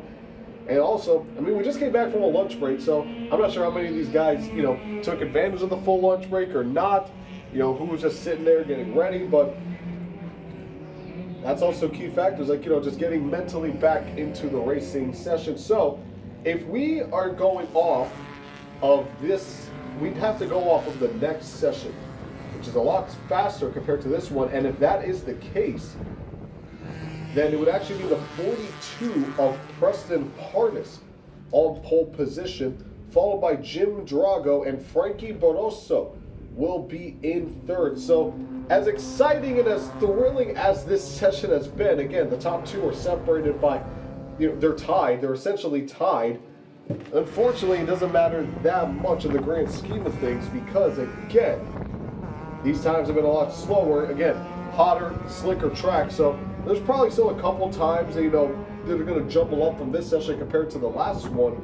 You know, probably in the back of the pack. But at least for the front, you know, these first front rows, you got to go back to session 1's times and not necessarily these ones, which is a little bit of a shame because it would have been really cool to see what the result would have been. How do you separate the tiebreaker between the 48 and the 134? So that would have been pretty cool to see.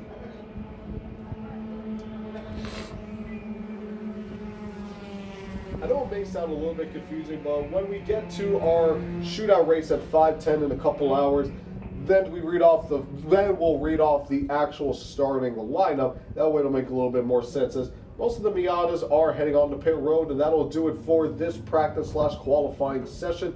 Frankie Bonoso tied with Christian Mayer on top with a 140.104 each. Alex Acosta is third. Chris Haldeman is fourth. Number 92 is fifth. Mike Leo is sixth. Center Smith is seventh. Brian Iota is eighth. Todd Bonas is ninth. And 10th is Kalen Kinley. 11th is Luis Bostani. 12th is Mark Kinley. Joseph Saddington is 13th. And Camden Brown is 14th. Coming up next is HPDE Beginner and Novice.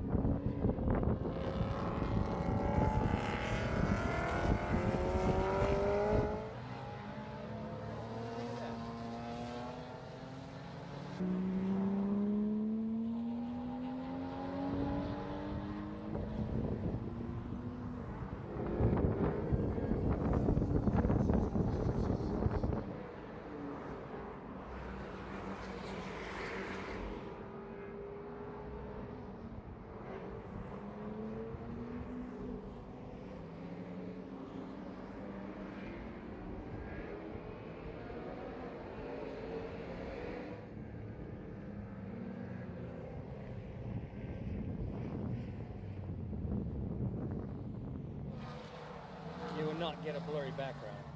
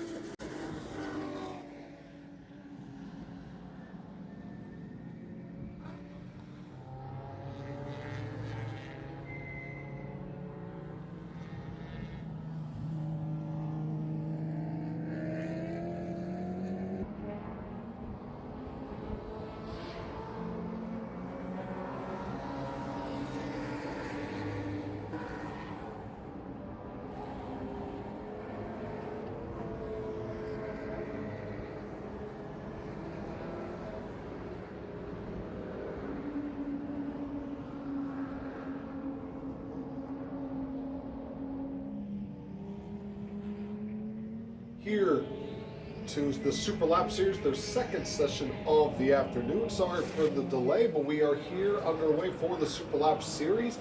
And a couple lap times already put on the board, including the SL3 category where Trevor Baldwin, remember, he was in the Prototype GT race. He currently leads the SL3 class by 6.7 seconds over Rohan Rangopal. Luis Gomez across the stripe in third in the SL3 category with a 145.955. David Schnorr, the number 61 machine, in fourth, followed by Thomas Zabel in fifth.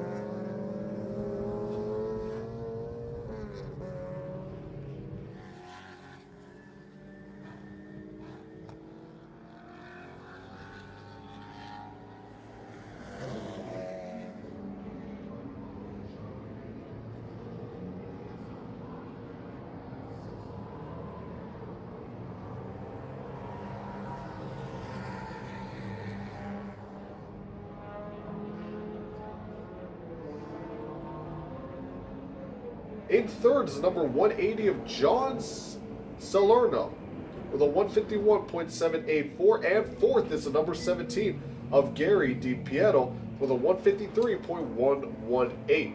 In fifth, the number 92 of Tara Singh with a 155.910, and rounding out the SL5 category is the number 113 of Gabriel Albano with a 156.783. Cog just went across the stripe, still in the 148 brackets.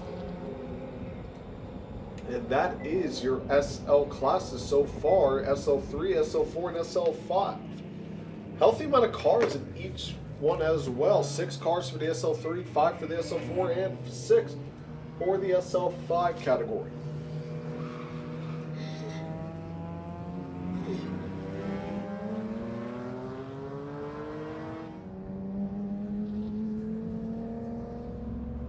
SL categories, the fastest laps are put down in the first or second laps of the race. Very rarely do you have times where drivers in these classes are able to put down faster laps within, let's say like in lap 8, lap 9, lap 10.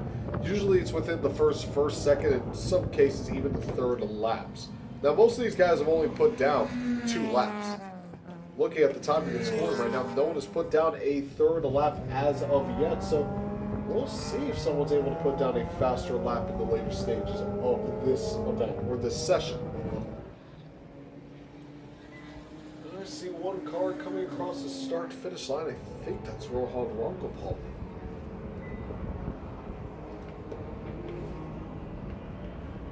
Nope, let's see. Rangopal, a 152.771, 10 seconds off his personal best. Gomez goes faster, his third lap, a 143.305. So one driver is able to move up on the charts, at least in terms of time. He still stays put in third, however. David Schnorr across the stripe as well. Tom Zabel slower by about 6 seconds in his third lap compared to his personal best. Ovid King still on top of the SL5. He actually put down a faster lap in lap number 3, a 148.060. Gained a couple tenths that lap compared to his first one.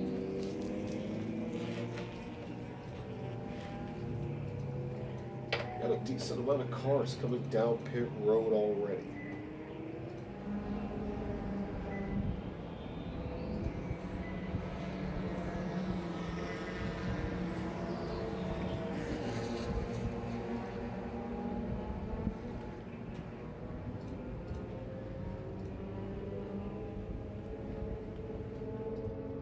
SL3 currently being separated by about 5.8 seconds between first and fifth. Corey Omar, the number 18 SL3 machine, is yet to record a lap so far in this session. Everyone's recorded a lap, however, in every other class, including SL4 and SL5. SL5 is actually separated by about 8.7 seconds between Ovid Cog and Gabriel Albano. John Salerno just came across the stripe, a 150.038. Gets within 2 seconds of Cog's lap time. Takes the second spot in the process. Theory Reitfeld continues to go faster. His 4th lap is actually his fastest, and the fastest lap overall, or excuse me, not the fastest lap overall, the fastest lap in the SL4 category, or at least it was until Tony Fucini came out of nowhere, put down a lap a 100th of a second faster. 140.957 puts him at the top of the SL4 category and second overall. If we want to look at the overall lap times, it would be Baldwin up front. He's the only driver to break into the 130 brackets. Then you got Fucini, Ritfield, both in the 140 bracket, second and third respectively. No one in the 141s, and you got one driver in the 142s, that being Rohan Ramgopal. In the 143 bracket, one driver, that is Luis Gomez in the SL3 class. That's the top 5 overall. 6 would be David Schnorr with a 144.526. And you got 2 drivers that are in the 145 brackets. Then they make up 7th and 8th on the grid, Thomas Szabo and Jesus La Rosa. We got an unnumbered and unnamed car currently 10th with a 147.030. And in 11th, we got Ovid Cog with a 147.312. 12th overall would be Logan Dewar with a 148.587. 13th would be John Salerno with a 150.038. 14th would be the 55 of Sharik Thomas with a 151.333. 15th would be Gary DiPietro, the number 17, with a 151.876. And 16th is Jonathan Jimenez with a 152.155. Moving on to the last 3 on the track right now. Well, really, it's only 2 on the track, as Corey O'Mara, who's in 19th, has yet to record a lap, but I believe he is out on the racetrack now, so that should change in the next couple minutes. Gabriel Albano is 18th, and Terrence Singh is 17th, both in the 156 and 152 range, respectively.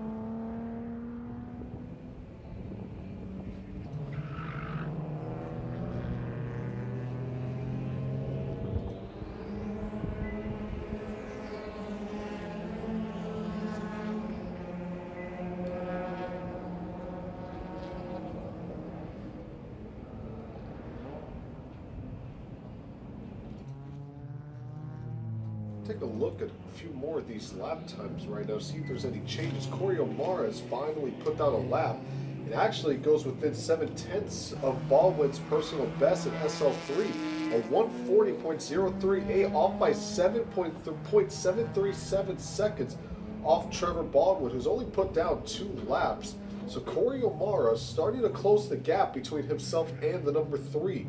Takes second away from Rohan Ramgopal, who has put down 4 laps, but has not done his personal best, or has not put down a personal best since his inaugural lap of the session. Luis Gomez, David Schnorr, and Tom Szabo have all put down laps, and they have not gone faster since their personal best. Looking through the timing and scoring right now, Logan Dewar, the number 90 SL4 car, is the only driver in the SL4 category to put a personal best recently on his sixth lap with a 147.361, slots him fourth in the SL4 category. And you got Terrence Singh, who's put down 6 laps and actually just had his personal best as well, the 152.082 in the SL5 category. That puts him fifth in that class. Now there is this unnamed and unnumbered car that's out on the track. However, he or she has put down fastest lap after fastest lap with a 145.974.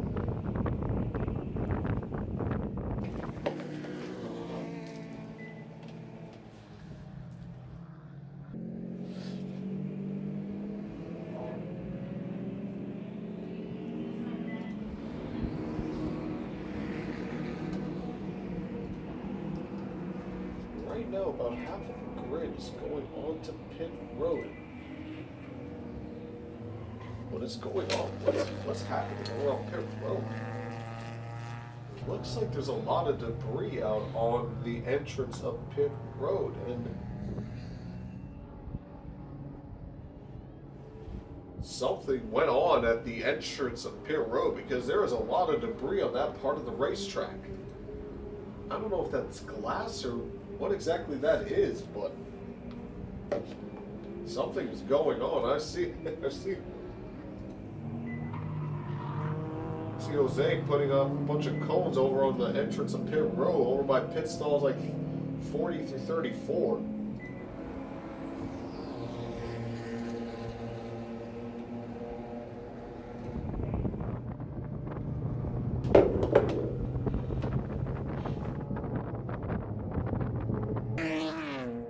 No one has put down a personal best recently. You got the 180 of John Salerno. You got Gabriel Albano and Trevor Baldwin. Their last laps were their personal best. However, they have not been on the track recently. Alwyn only put down 2 laps before taking it to the garage, as well as John and Gabrielle, who only put down 1 lap. And the checker flag is going to wave for this session, so we'll read off the results for each of the classes. In the SL3, Trevor Baldwin, the number 3 car, will come out on top, followed by the number 18 of Corey O'Mara, followed by the number 11 of Rohan Ramgopal, the number 197 of Luis Gomez, the 61 of David Schnorr, and the 732 of Tom Zambo makes up the SL3 category. Moving on to the SL4 class, the number 47 of Tony Fuccini, followed by the number 97 of Thierry Redfield, number 6 of Jesus La Rosa, the number 90 of Logan Dewar, and the number 23 of Jonathan Jimenez make up the SL4.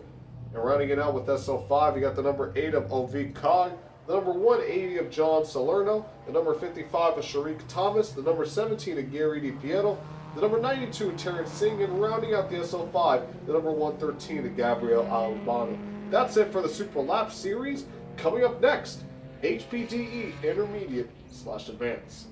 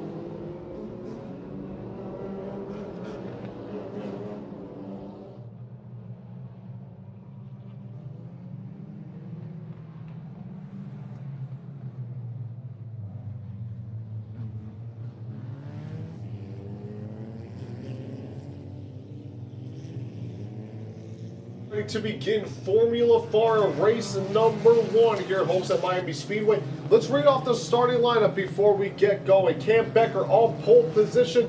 Alongside him is Malik El Baca. Cam Becker's in the number 31. Becca is in the number 38. In third place, the number 17 of Maximo Di Palma. And in fourth, the number 28 of Grant Mitchell.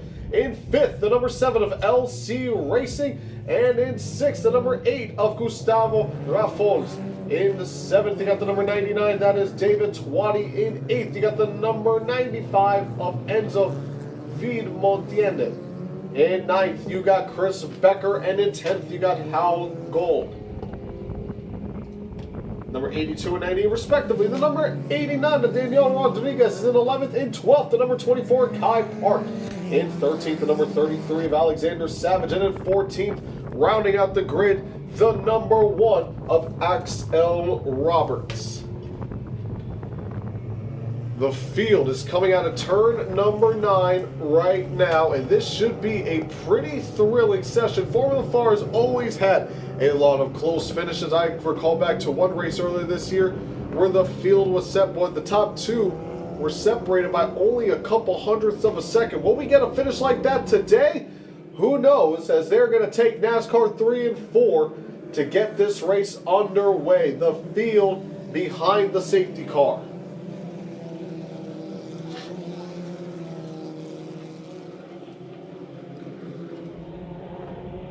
The safety car pulls off of the track, in the field in the hands of Cam Becker.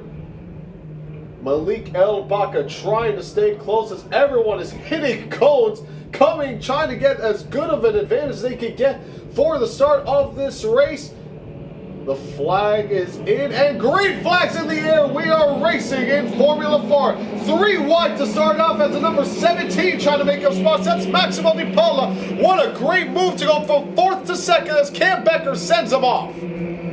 Side by side, everyone trying to get put. We got a car in the grass. We got 1 car in the grass. I think that's actually 2 in the grass going out of turn number 2, but everyone's looking good so far. Cam Becker actually looks like he lost the lead to Maximo Di Palma. He actually might have been the driver to go into the grass right there, as everyone is trying to jostle for position. 2 cars are side by side for the 12th spot. Going off into turn number 6, we got a couple side-by-side battles. One for the 3rd position. That is between Malik El Baca and Grant Mitchell. It looks like Mitchell's going to take that spot for now.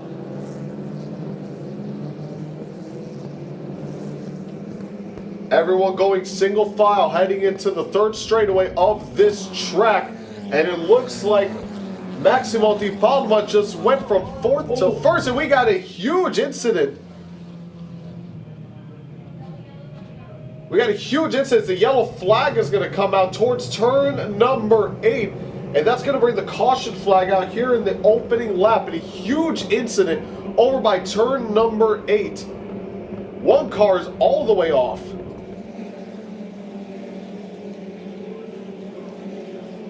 And that's going to bring the safety car out in the field coming out of turn number 15. The safety crew is going to come out immediately to attend to the driver over at turn number 9. Maximo Di Palma is your race leader.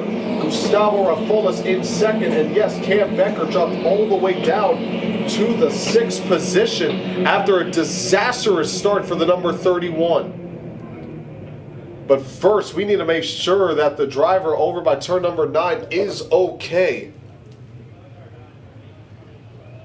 Pace car is picking everybody up at turn number 4.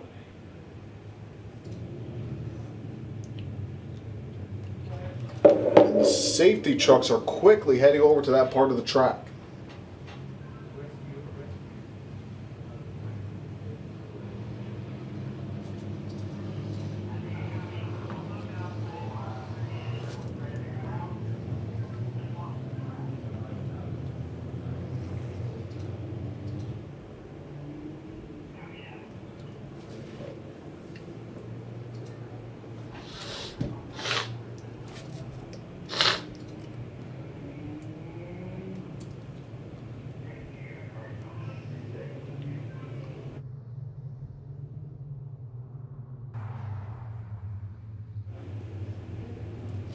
So the safety team heads over just before turn number 8.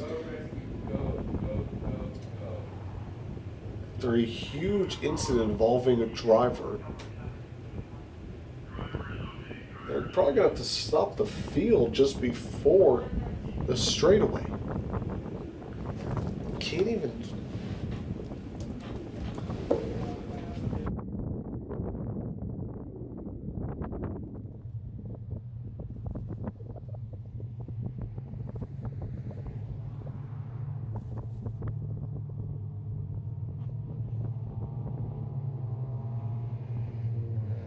Turn 8.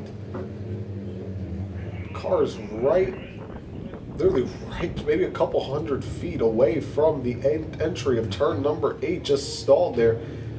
And you can see, whether on the stream or if you're just, just in that part of the track, that the field is slowly crawling away from the carnage.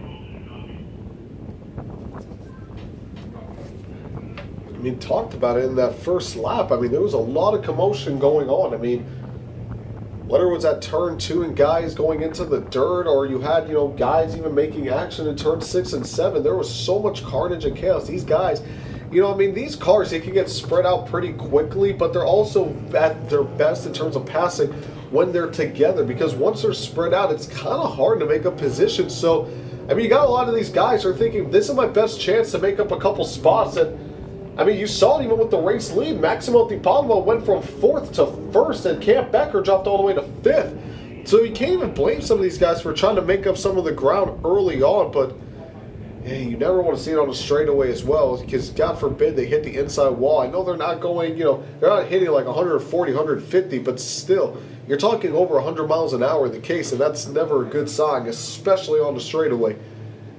We just hope that Chris Becker is okay, the driver involved in that incident.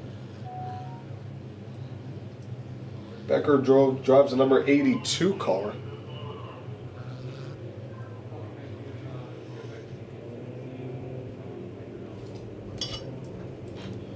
We're still under the caution flag. After an incident involving Chris Becker, and they're going to bring the medical team as well, the ambulance, out to that part of the track, see if he is okay. The field is coming across the start-finish line right now, so we're not going to go racing just yet. First, we need to make sure that everyone is okay, get Becker to safety, and get that car off of the racetrack.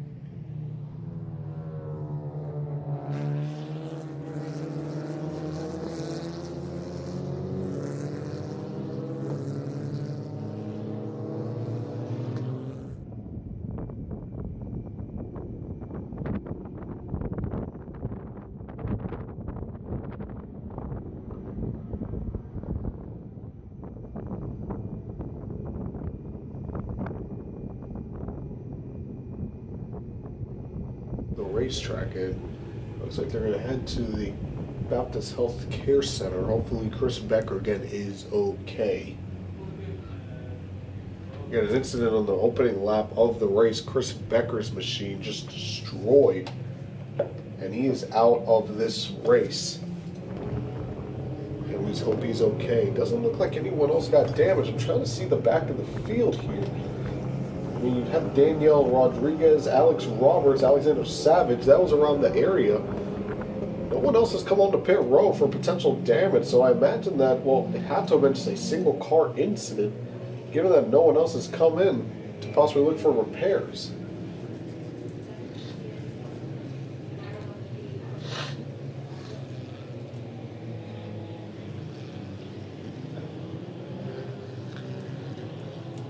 We are still under the caution flag.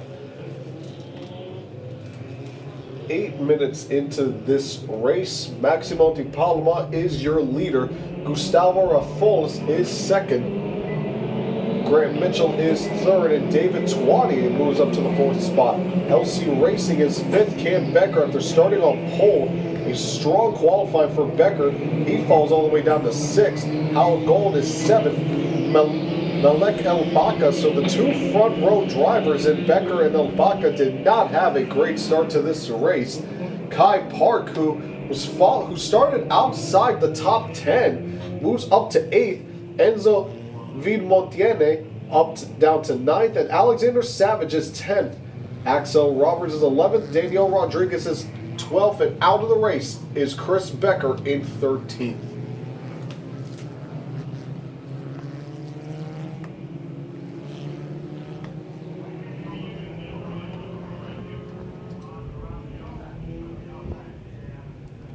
Still under the caution flag as safety team still at that part of the racetrack. Again, just right at the end of the third straightaway, right before you hit turn 8, is where the safety crew is, just trying to get that car off of the track.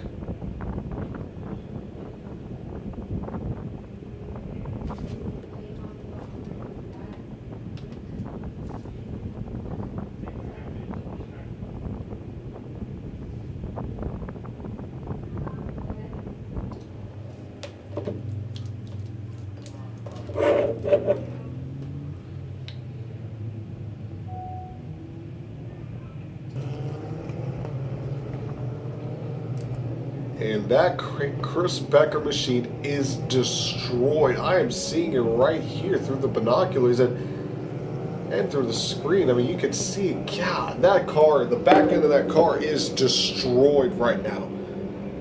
So with that 82 and Chris Becker, they're going to want to get back into this race. They got a lot of work ahead of them throughout the night because, I mean, Formula FARA still has a couple of races to go, two races tomorrow.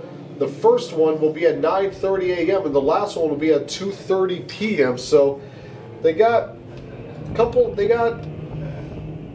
the rest of this race and the rest of the day, and of course throughout the night. The number 82 team, they're going to have a lot of work cut out for them. They want to get that car ready for tomorrow if they're going to have a chance.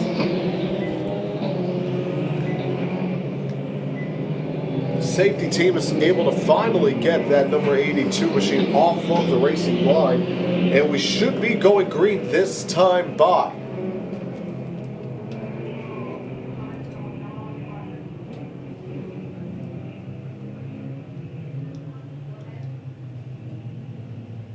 That is a nasty impact for that amount of damage to happen to that race car.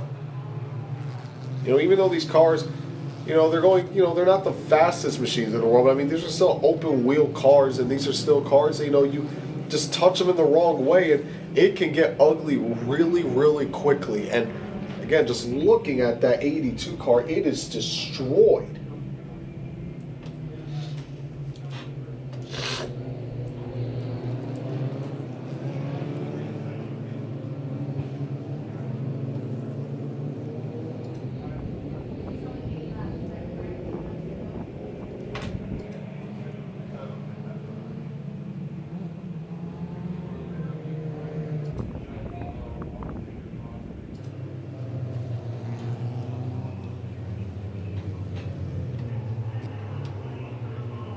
So when we go green, it'll be Maximo Di Palma who will lead us to the green flag. We are still under the yellow flag.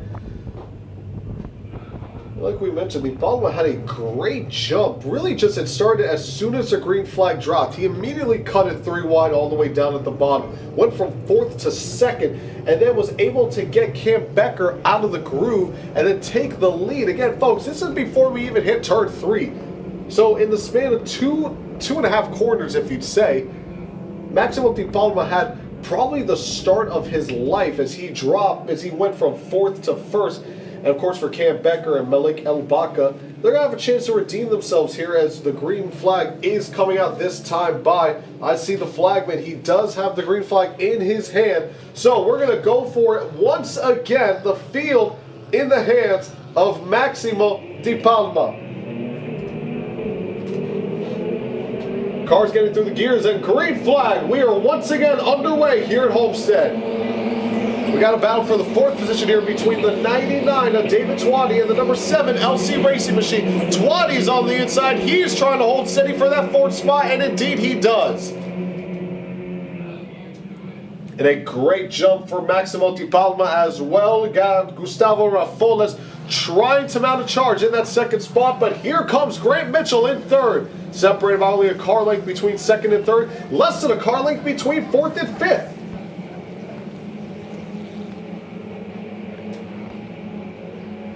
That is Cam Becker. He's going to go to the inside of David Twatty. Twatty going to try to hold steady on the outside. Great acceleration on the outside for Twatty. But right now, Becker is ahead by just about a car length. He now clears the 99, and here comes, looks like that's Hal Gold in the 98. He wants to take a spot away from Twatty. He goes to the outside. Twatty shuts the door, cuts him off, and Twatty's going to stay hold. But here comes a crossover move from the 98. Trying to get that acceleration off of the corner, and Twatty in just half a lap drops 2 spots from 4th to 6th. And up at the front, Maximo Di Palma, he's being met with pressure from Gustavo Rafoles. This 2-car battle has a chance to become a 3-car battle with Grant Mitchell just lurking behind in 3rd.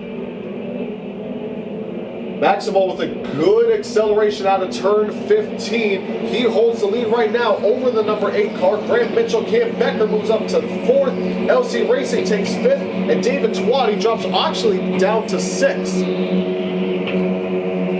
We got a battle right now for the 11th position at the moment. 1 car locks up. That is the driver in the 8th spot. That looks like that's Endo Vinomente. Just locks up but keeps it on the racing line. We've seen a lot of lockups going to turn number 2 throughout this race. And they've kind of been 50-50. Sometimes they stay on the track, other times they go off into the grass. This time it is 50-50 in Enzo's favor, but it may not be 50-50 in Maximo's favor as he's being met with a lot of pressure from behind from Gustavo Rafoles, who's trying to get up to the inside, but you see Maximo defending that preferred line with everything he's got. Here comes Gustavo all the way behind. He's going to try to make it work on the outside. Maximo's going to hold steady on the inside, and a little bit of a lockup for Maximo at the moment, but he stays put for the race lead. This 2-car battle, you just look a couple car lengths behind, you can find the battle for 3rd between Grant Mitchell and Cam Becker. Becker's going to go into the inside of Mitchell, heading into turn number 10, and he'll take that spot with no issues.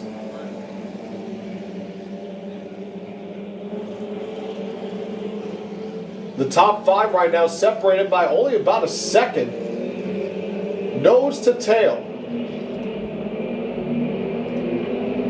Cam Becker trying to make up for that disastrous opening lap. So is Malik El-Baka. Remember, he started 2nd. He is now up to 5th. Dropped all the way down to 8th. Moved his way up into the 5th spot. So the front row showing the speed that they got underneath them as they're able to quickly pick off a couple of these guys. And Cam Becker hasn't stopped as a couple of these guys cut the course a little bit in turn number 5. Cam Becker all over the back bumper of Gustavo Rafoles. Is he going to make a move here on the inside? Not close enough. But let's see if he can get the acceleration coming out of turn number 7. There is a battle as well for the 4th spot between Grant Mitchell and Malik El-Baka. El-Baka looks like he's got the momentum. He's going to look up to the outside. You got Mitchell who's going to shut the door, and he's going to give himself a good amount of room to make this turn 8 corner.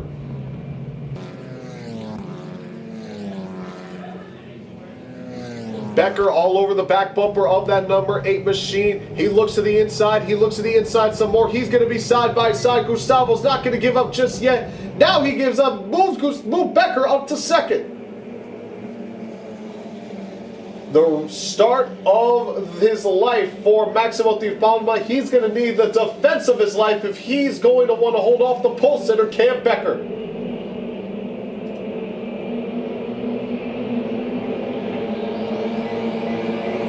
Becker is flying right now, a 132.567. He is 4/10 faster than your leader right now, and he is there.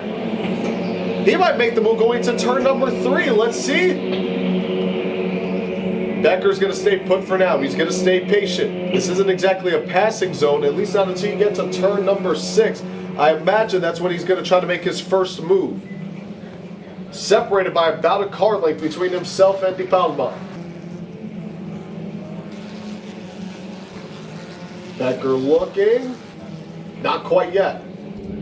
Gustavo's actually getting all over the back of him.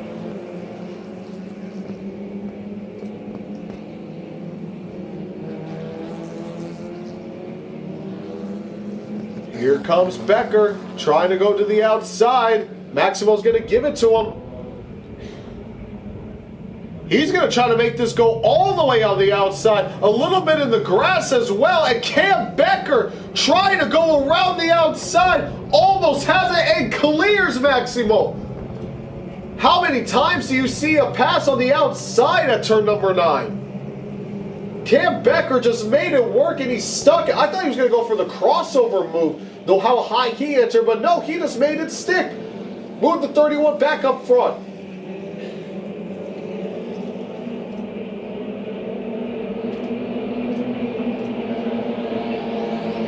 Becker retakes the lead. Maximo drops to second, and Gustavo Rafolis, he is about 2/10 faster than Maximo right now, and Cam Becker right now with the fastest lap of the race with a 132.418. Now the battle for second is heating up between Maximo Di Palma and Gustavo Rafolis. And keep an eye, folks, in that 4th spot lurking is Grant Mitchell. He's in the back bumper of Rafolis as well. So right now, 2nd and 4th separated by only a couple car lengths. But Cam Becker, he is pulling away from the rest of the field. Dropped from 1st to 6th on the start of the race. You might as well forget about it because the way he is driving, it looked like he was up front throughout the entirety. He probably just wanted a little bit of a challenge for himself. He said, you know what, I don't want to lead every lap. I don't want to win this thing by multiple seconds. Let me make this thing a little interesting for myself. Oh, we got a spinner. Looks like that is Grant Mitchell. Grant Mitchell spun coming out of turn number 9 in a side-by-side battle with Gustavo Rafolis. Yellow flags are out in that section of the racetrack. I haven't seen Mitchell get going as of yet. He's probably trying. Yep, he is waiting for the rest of the traffic to clear, but Grant Mitchell just lost it. The back end just stuck out and completely spun around. That is devastating for that number 28 who is making up so much ground on the rest of the field, and he just gonna have to drop all the way down the order.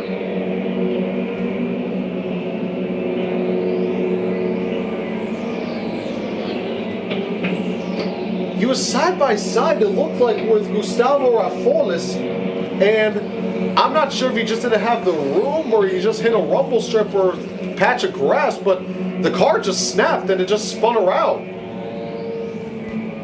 And that's going to drop him all the way from 4th down to 12th. Devastating for Grant Mitchell. His chances of a podium spot are all but erased.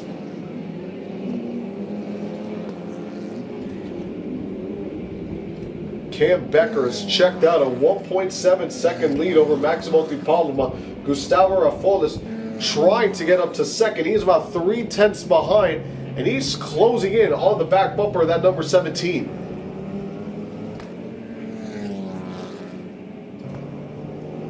Cam Becker ready to take the white flag as he heads off into turn number 10. Is Rafolis going to make a dive bomb here going into the corner? No, he does not. He's going to stay patient for one more lap. One more lap is all he's going to have as the white flag is in the hands of the flagman. And here comes Cam Becker. White flag is out one more time around here in Formula FARA race number 1. Cam Becker, I mean, he pretty much went through a full race's worth in these small 25 session races. I mean, he started on pole, lost the lead, dropped down to the top 5 in just 2 corners. Then the caution came out, and that caution was probably his best friend, as that allowed him to work his way through the field and get the lead and take the lead convincingly. As he heads off into turn number 6, getting ready for his first win of the weekend. Maximo Di Palma with a good exit out of turn 5, trying to hold off Gustavo Rafoles for the 2nd spot.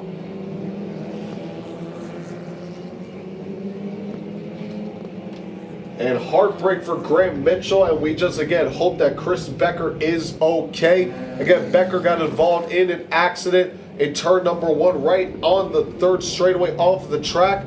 The car had to be towed to the garage, and we just hope that Becker is okay, and we hope that we'll see him for tomorrow's races as well. But speaking of Becker, while one Becker is going to be disappointed, another Becker is going to be celebrating as Gustavo. He's going to go to the inside of Maximo. None of them are giving an inch, and Gustavo backs off going into the corner, and Maximo comes out victorious in that little battle for the 2nd spot. But who else is going to come out victorious is Cam Becker, who comes across the finish line. Checker flag is out. Cam Becker from 6th to 1st is your winner. And Maximo Di Palma holds up a hard-charging Gustavo Rafoles, and that is the podium spots. What a finish. Malik Albaca comes home in 4th, and Enzo Hiro Metiende comes home in 5th. David Twani in 6th. Hal Gold will come home in 7th. Alexander Savage will come home in 8th. Daniel Rodriguez 9th. And rounding out the top 10, coming across the start-finish line is none other than Axel Roberts, who takes the 10th spot away from Kine Park. Graham Mitchell actually manages to take 11th from Kine Park, so he's able to make up 1 spot, a little consolidation prize after the unfortunate spin. But that is your Formula FARA results here, folks. Congratulations to Cam Becker on the win, and coming up next is race number 2 for prototypes and GTs.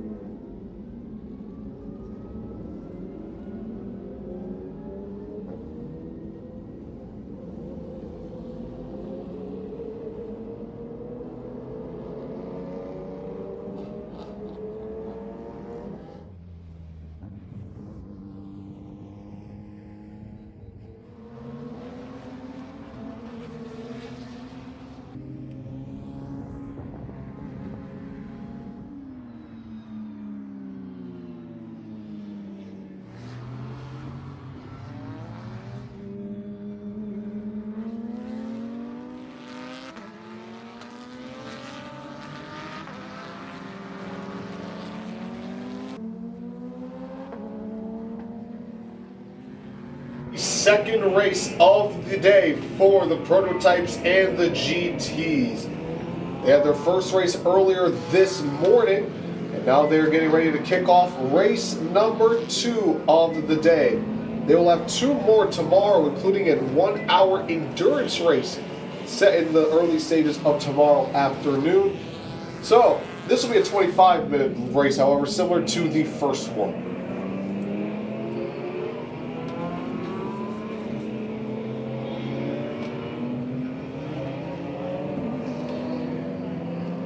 Field currently heading towards turn number 8.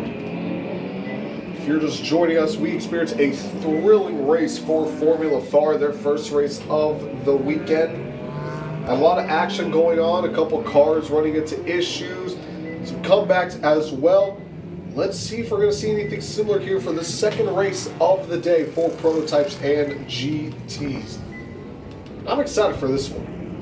Always good to see multi-class racing. You know, like I said, it's got everything you want. I mean, my favorite for race number 1 was definitely that spec Corvette class. I mean, that was close and competitive from start to finish, and I'm hoping that this will follow the same trope.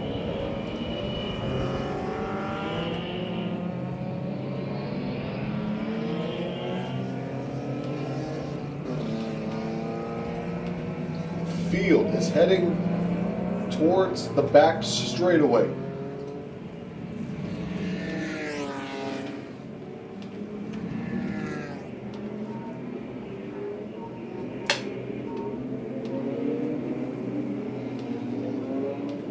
As they head onto the banking of NASCAR 3 and 4.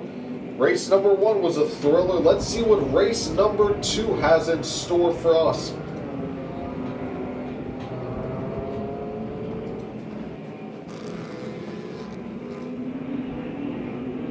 Sam Twafik on pole for GT1A. David Twatty joining him on the front row. And here we go, folks.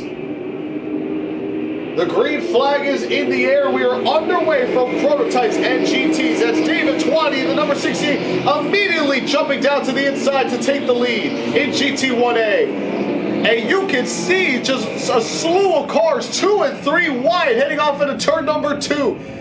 This could get dicey. Everyone staying good, staying clean. And somehow no one managed to get involved in any incident going into turn 2. I don't know how. They're still trying to figure everything out.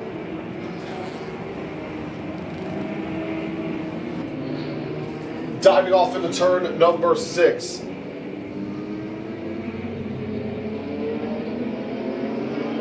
The race still hasn't started for a lot of these classes here. I'm seeing looks to be the GT2A. The Corvette class, the spec Corvette, they take the green flag and they will kick off things as well. Interesting, only 2 spec Corvette cars in this race. Just trying to get the slower cars away from the faster cars. That way there's not as much impediment in terms of overall speed. Speaking of impediment, no one is stopping David Twatty and the FP1. Number 29 as well, Teddy Alvarado was in this race as well in the FP2 category. But David Twatty is checked out from the rest of the field. And especially in this class, takes the lead away from Sam Twafik and Dennis Trebek. Did it before even turn number 1. Ahead already by over 8 seconds. Drew Altman is that lone FP1 car that is right in front of David Twatty. But Twatty's been keeping good pace with that FP1 car. The 68 driven by both Twatty and Nathan Bird. One car coming off pit road.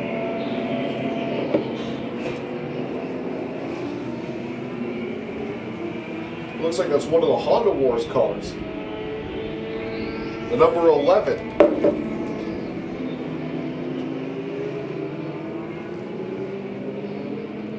So that could be actually one of the GT3 cars, the 011 driven by Zoltan Wallace.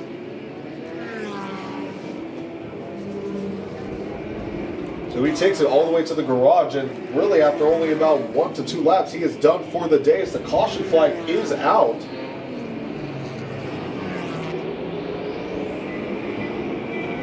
I'm trying to see exactly what's going on the racetrack. I don't see anything particular.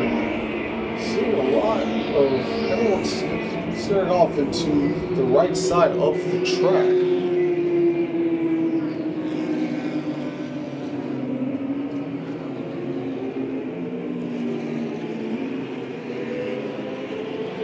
Pace car is out and is pacing the field at the moment. We're trying to see exactly where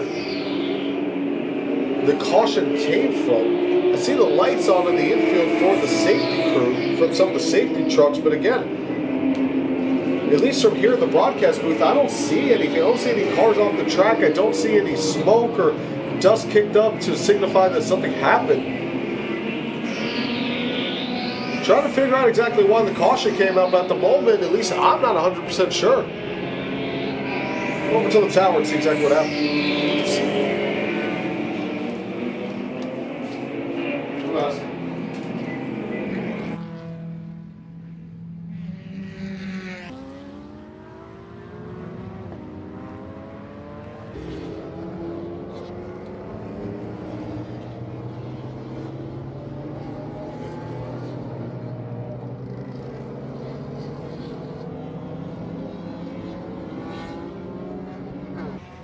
That is stopped by turn number 6. And that is why we do have the caution flag out. Ooh, and I do see one car that is smoking coming out of turn number 5. I'm not sure if that's the car that they were referring to that was stopped at turn number 6, but it's the only indication that honestly I got at this point. So we got one car that was smoke, had a little bit of tire smoke. Well, it can't be that because I see the tow truck coming out, so we're going to see exactly which car they are referring to. This will be over by turn number 6. It's in the infield part of the course.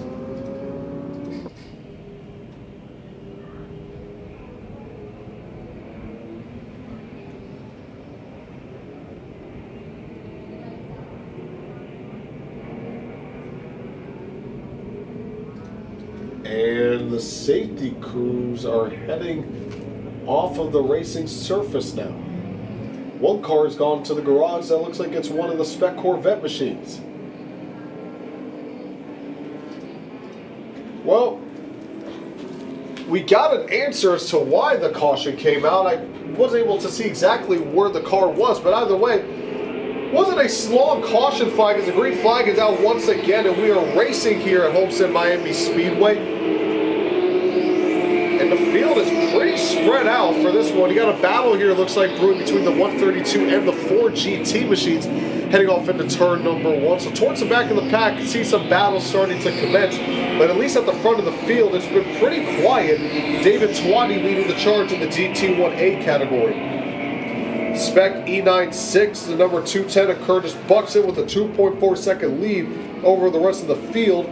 We already mentioned the GT1A category. GT1B, you got Justin Levine with a nice battle in GT1B. Levine, Concard, and Basler all separated by less than a second.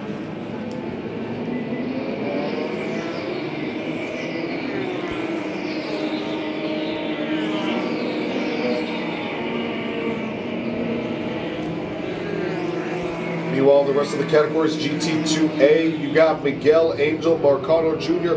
with a 7/10 lead over Robert Garza in that category. In the GT3 category, Wayne Thompson and Elijah Thompson in their number 33 machine with a 1.4 second lead over Ronan Ionesi. In GT4, Chris Clark leads away 3.5 seconds clear of the number 178 machine, driven by both Steve Shona and Brent Clemenzi. In FP1, Drew Altman in that lone machine leading the charge, and Spec Corvette, Alfredo Zidane with a 2.6 second lead over James Davidson. And it looked like Davidson is out on the field, out on the track still. Hell, we do got some more dust kicked up over by turn number 2.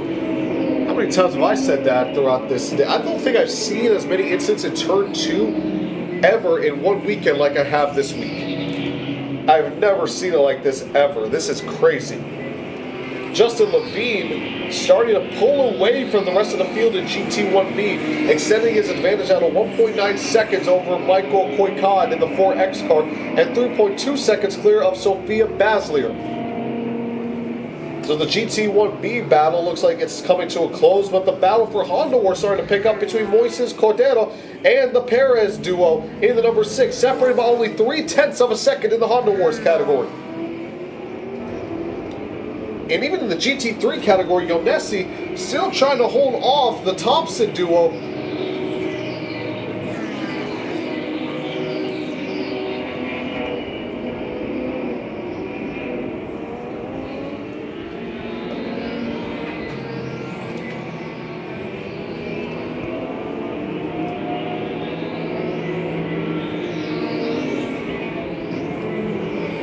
Perez duo able to take the lead from Cordero. 1 second now is the advantage for the number 6 over the number 725. Twatty making a move on the inside of one of the Honda Wars machines. Just shows the speed difference between some of these cars.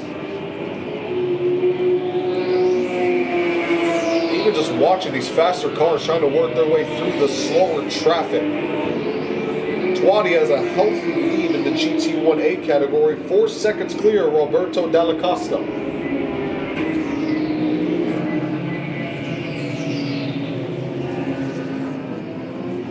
Samar diving to the inside, all over the rumble strip heading into turn 2. Cooks it wide, nearly makes contact with the car going to turn number 2. As the car he made the move on was trying to go for the crossover, but to no avail. That could have been really dangerous right there, especially in that section of the track. There's so much traffic coming near way, and with all the dust it could have picked up. This is a battle we're going to be paying attention to heading into turn number 6. Is he going to make a move on the inside? He thought about it, but not close enough. There's a red car going after the green Aston Martin coming out of turn number 7.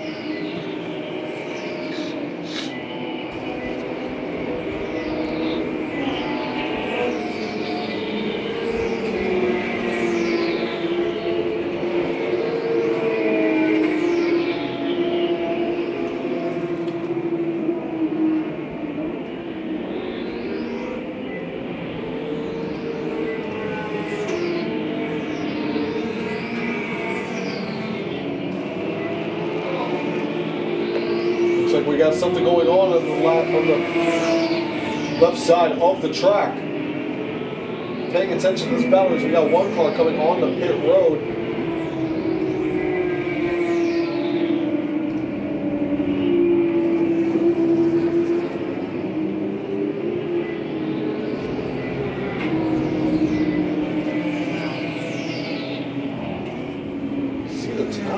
Looking over at turns 10 and 12, but don't see anything at the moment.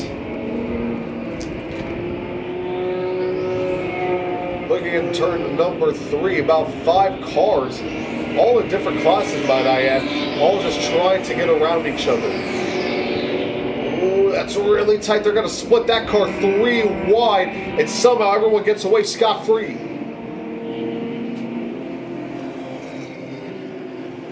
Here comes a dive bomb going to turn number 6. And David Twatty, look at this, all over the back bumper of the FP1 car. He's going for the overall win. He just doesn't want the class win.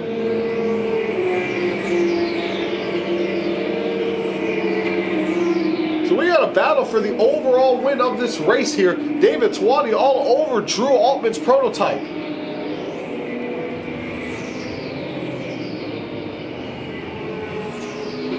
And now the traffic is starting to clear, starting to see the speed of that prototype pulling away from the GT1A of David Twatty and Nathan Bird.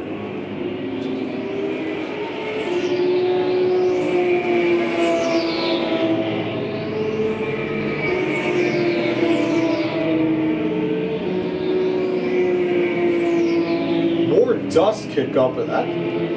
Over by turn number 10. Now one car that's actually slow. one car is going slow going to turn to number 10. He just let about 2 cars by. I believe that's the Aston Martin that might have had issues, and he is now going into the pits. 2 cars going into the pits now. So the Aston Martin went off on the track and is now heading on the pit road.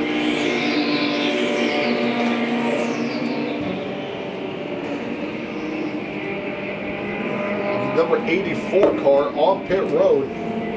3 cars now on pit road. And one of them is heading to the garage. That is the number 72 car that is heading to the garage. And the 84 is headed to the garage as well. So a couple of issues for a few guys here early in this race. Everyone here in the booth and even in the tower, they're paying attention to that part of the track, turns 10 through 15. That has caught a lot of people off guard in this race.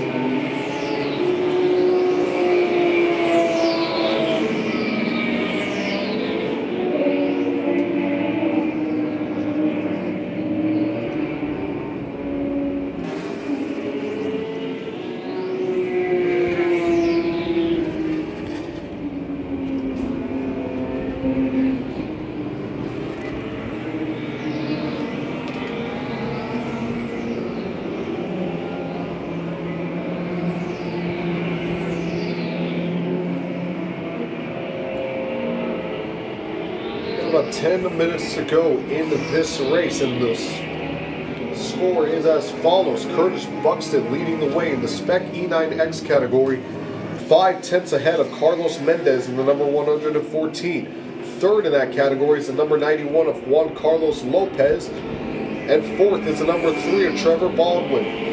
Fifth is the number 115 of Roberto Moreno. Sixth is the number 82 of Matt Lopez. And seventh is the number 18 of Edward Shima. That is the Spec E9X class. The GT1A category is the number 68, driven by both David Twani and Nathan Bird, leading that category.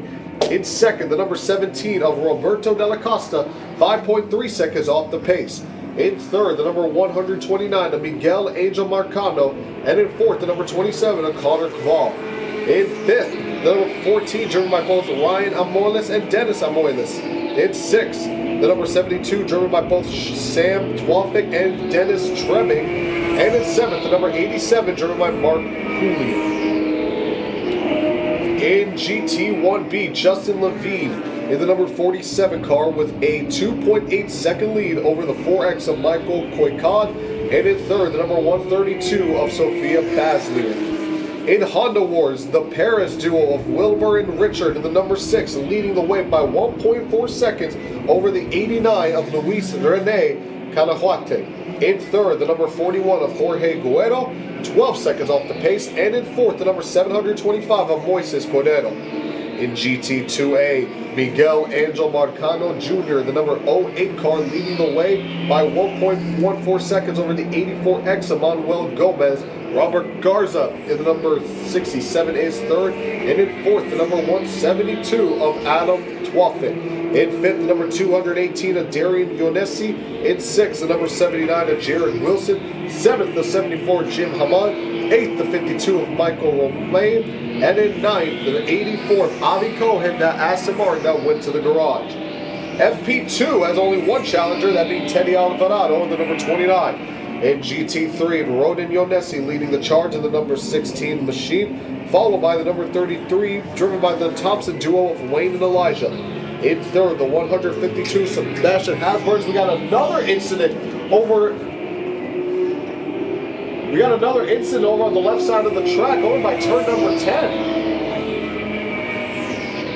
Correction, turn number 6, one car is around. He's able to get going and underway, but 2 cars have slowed down. One of them immediately takes the left-hander over to the garage. One car is actually going to the grass. Something went on over at turn number 6 between 2 cars. One of them went off the racing surface. The other is in the grass at the moment. Not sure exactly what happened there. We're trying to see exactly what went on. But another incident over at turn number 6. It is a passing zone over there, so What probably happened is someone tried to go for a dive bomb that went wrong. I'm trying to see if I can see that other car that was involved. I do not see it anywhere.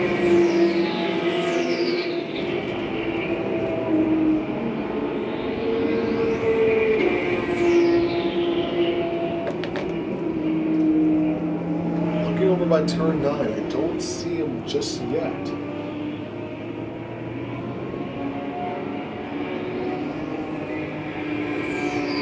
A lot of incidents going on in this race between a slew of different classes as well. It's like it's not even one class that's having a problem. It's every class seems to have a problem.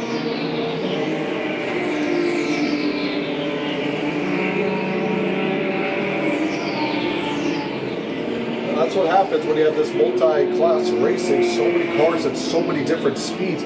You just don't know what's going on. I mean, one guy can be so much faster than you to the point where it's like, if you catch him in the wrong spot, it could be disaster. It could spell disaster.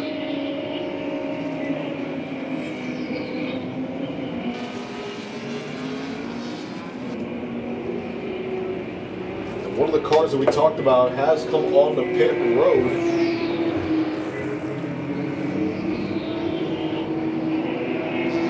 Whole front end of that car is destroyed, spent incompletely. That looks like it is the 086. That's what it looks like. Immediately takes a left-handed turn to the garage.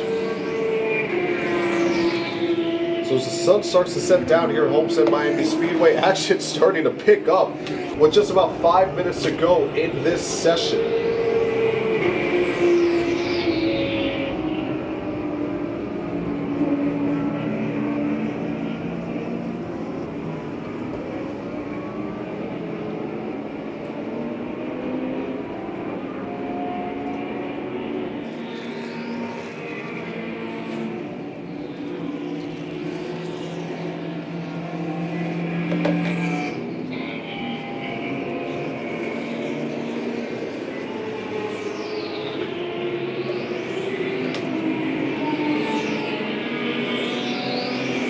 Looking at the rest of these categories right now, the battle for E9X is starting to heat up between Curtis Buxton and Carlos Mendez.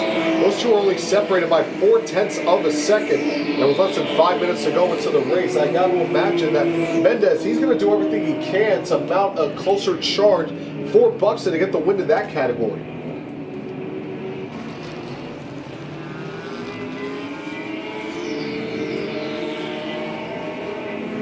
T1B is starting to close the gap as well between Justin Levine and Michael Koikad. Koikad has actually closed the gap now to 0.7 of a second himself. So a few of these classes are about to have some really important battles start to take place in just the next few laps with just over 4 minutes to go. And I talked about earlier, David Twatty was catching up to Drew Altman's FP1 machine. Well, once Drew got some clean air in front of him, he just took off. Now they're separated by well over a few seconds.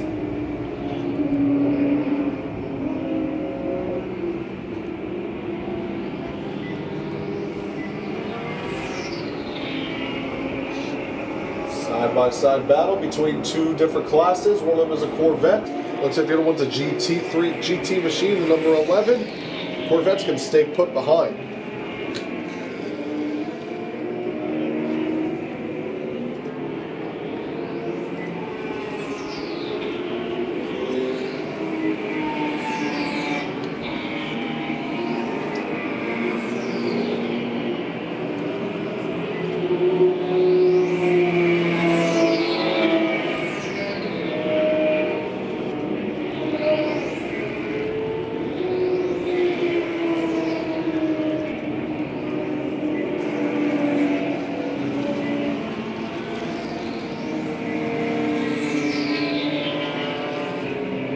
Justin Levine was able to extend his lead over Michael Koikad down to 1.4 seconds. It's like anytime Michael's able to get closer to that machine, he just can't finish the deal as Curtis Buxton extends his lead over Carlos Mendez now by an extra half a second. Now 0.9 of a second as the white flag is out one more time around for the rest of the field. We'll pay attention to the battle between Buxton and Mendez, heading off into turn number 4.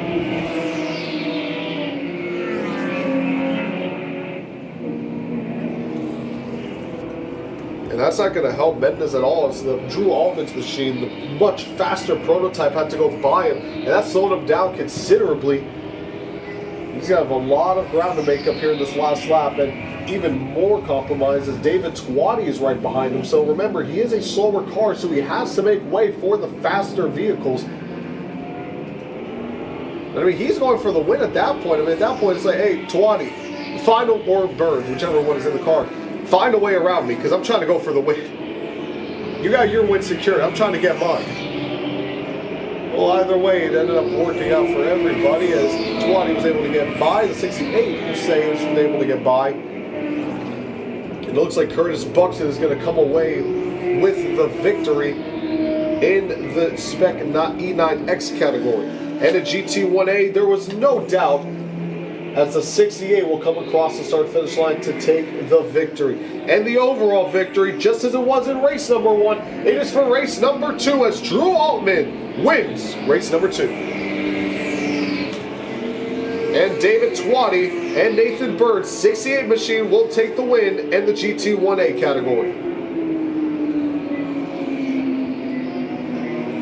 Roberto Dalla Costa will come home in second in GT1A. Miguel Angel Marcano third. Connor Quall, who had a disastrous race 1, spinning out at turn 15 3 times, comes home clean as a cucumber in 4th. The Amoles brothers come home in 5th, or the Amoles duo comes home in 5th. Sam Twafik in 6th, with Dennis Tremming and Mark Julian in 7th for the GT1A category.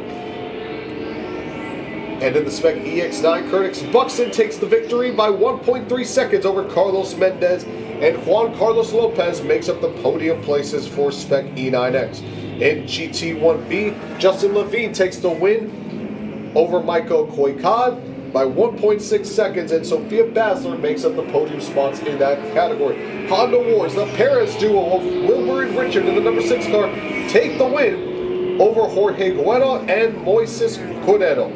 GT2A, Manuel Gomez takes the victory over Miguel Angel Marcano Jr. and Robert Garza. FP2, the lone challenger, Teddy Alvarado takes the checkered flag, and Wayne Thompson, Elijah Thompson's 33, takes the win in GT3 over Ronan Ionesi. Sebastian Hasburn and Alan Eastmark's 152 car comes home in 3rd. In GT4, Steve Shelton and Brent Clemente comes home with the win. Court Schmidt and Tommaso Bonfin's machine comes home in 2nd, that number 32 car, and in 3rd in that class, the number 77 of Marco and Rick. We already mentioned Drew Altman taking the checker flag in FP1. Spec Corvette, the 2 challengers, Alfredo Zidane and James Davidson. And that'll do it for the 2nd race of Prototype and GTs. We won't see those cars on track again until tomorrow afternoon. Coming up next on the docket, folks, is Winter Formula, their first race of the day. Winter Formula Race 1 coming up in just a few moments' time.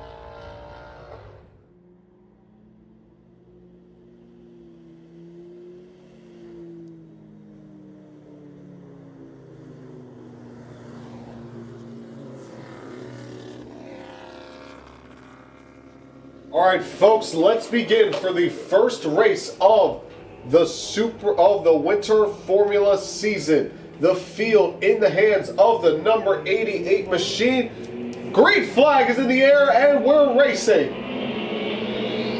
The 46 takes off. The 88 actually going to pull down a little bit. The 46 is going to set sail. 3 cars out on the track. You'd call this the formula version of the end of the final race of the movie Cars, with only 3 cars out on the track. But here we go. They're all pretty close at the moment as the 88 is trying to mount a charge on the number 46 car. Remember, these two were exchanging laps for practice and qualifying. The 88 starting 3rd for this race, but he's trying to take the lead, and he does immediately going into turn number 6. New leader of the race, give it to the 88.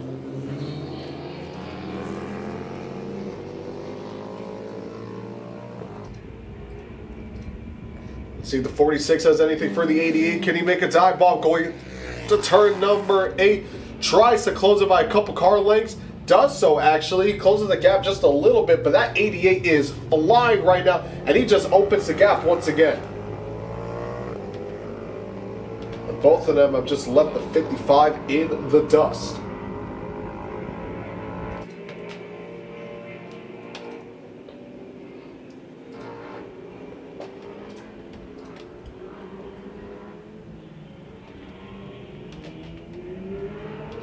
Here they come out of turn 15. This is the number 88 car. Actually, 88 car taking the lead.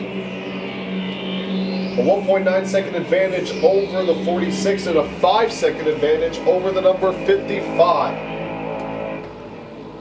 This is a 30-minute race as they head off into turn number 4.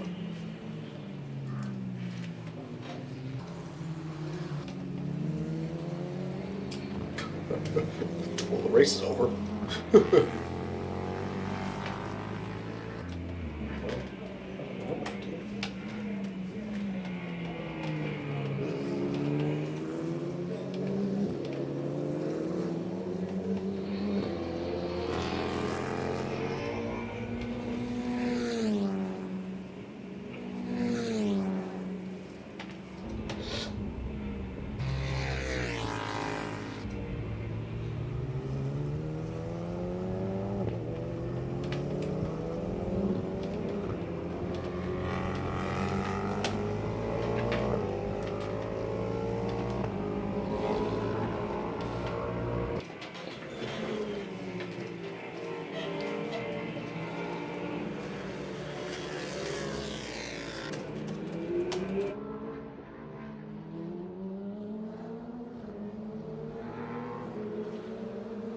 His lead over the 46. The gap is now 3.4 seconds over the 46. 55 separated by 9.1 seconds from the leader. And the 88, he is just set sail.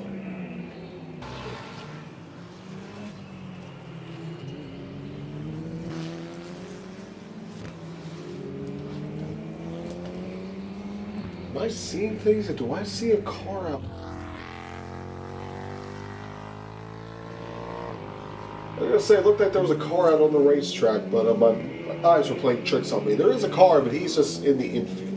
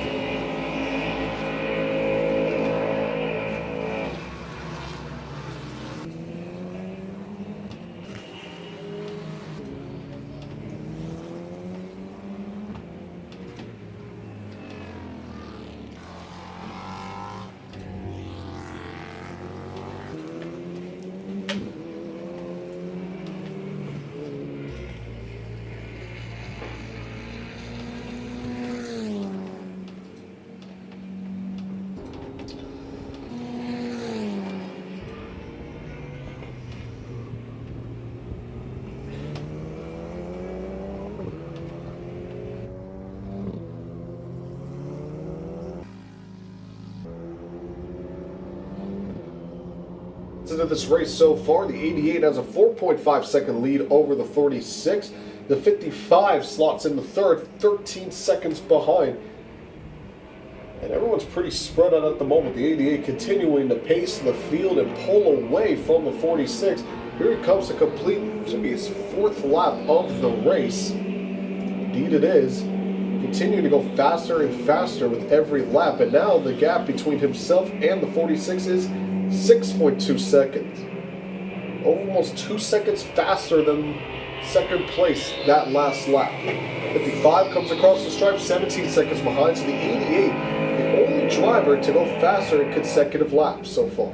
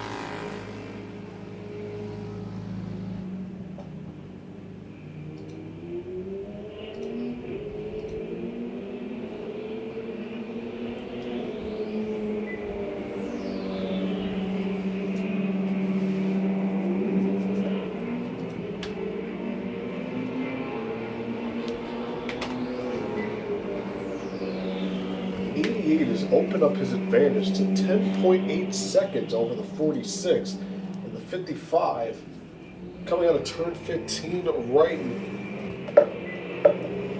The 88 has now opened up his lead to 10.8 seconds over the 46, and the 55, 28 seconds behind.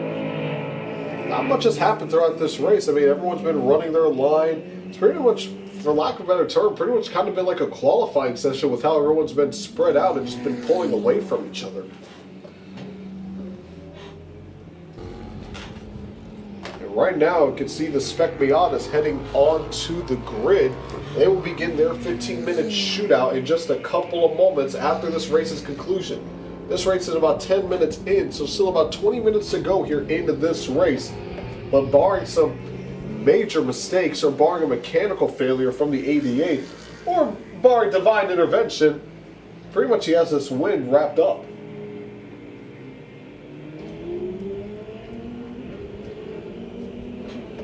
Here it comes once again.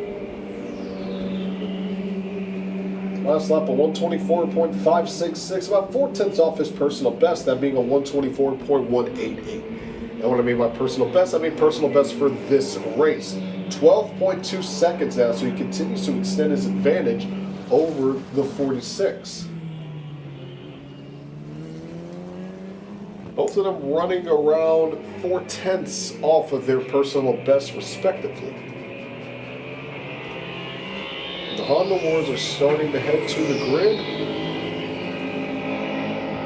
Honda Wars should be a fun race, especially because it's a shootout race. Only 15 minutes for the Honda Wars. So that should make things really interesting to see how that turns out. And right after this race, they'll also have their trophy presentation as well. FARA had their trophy presentation.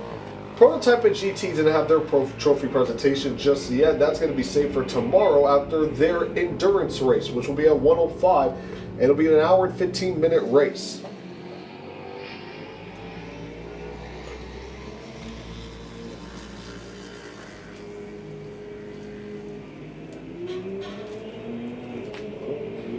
What else to say? I mean,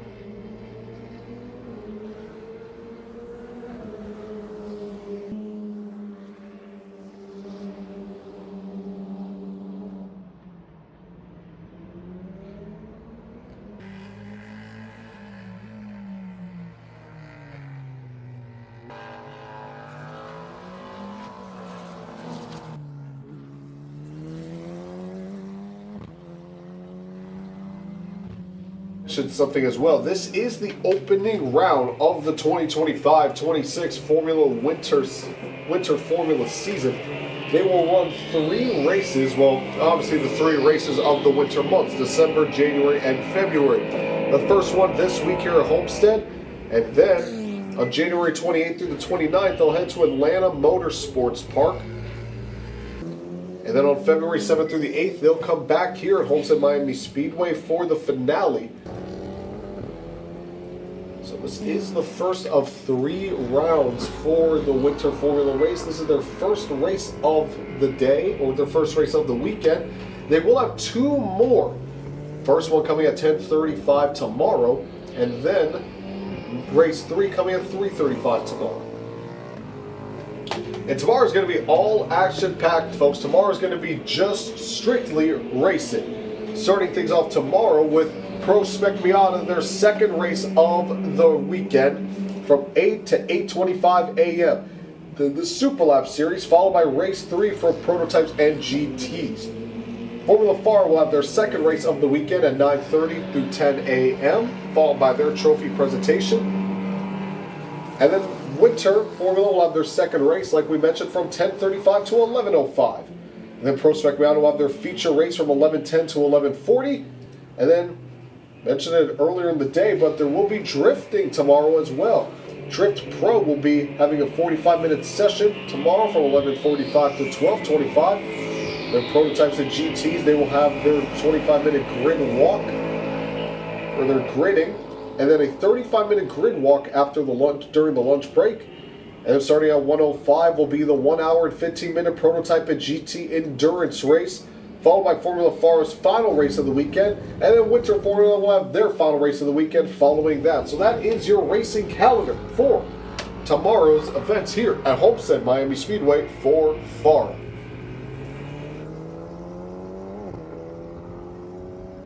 Up to a 14-second advantage over the 46, the 55, 40 seconds back. And that is the grid so far. That is the field order so far. Nothing much has really changed since we dropped the green flag.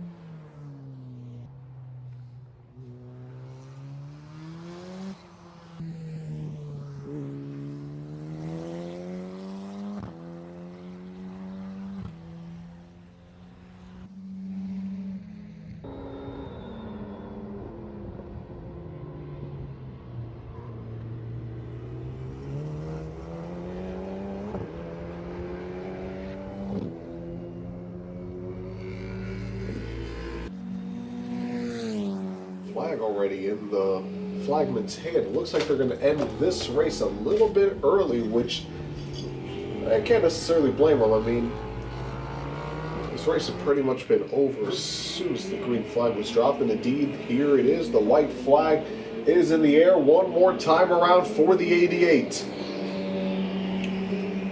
A clinic would be an understatement for what the 88 has done today. A little bit of a back and forth between himself and the 46 in practice and qualifying, but ever since this race started, he has checked out and he has pulled away from everyone else. The 46, 20 seconds is the difference between the two right now. And once the checkered flag drops, you got to imagine that deficit is going to be even larger. The 88 heads off into turn number 7 and is just half a lap away from getting the first win of the season for Winter Formula.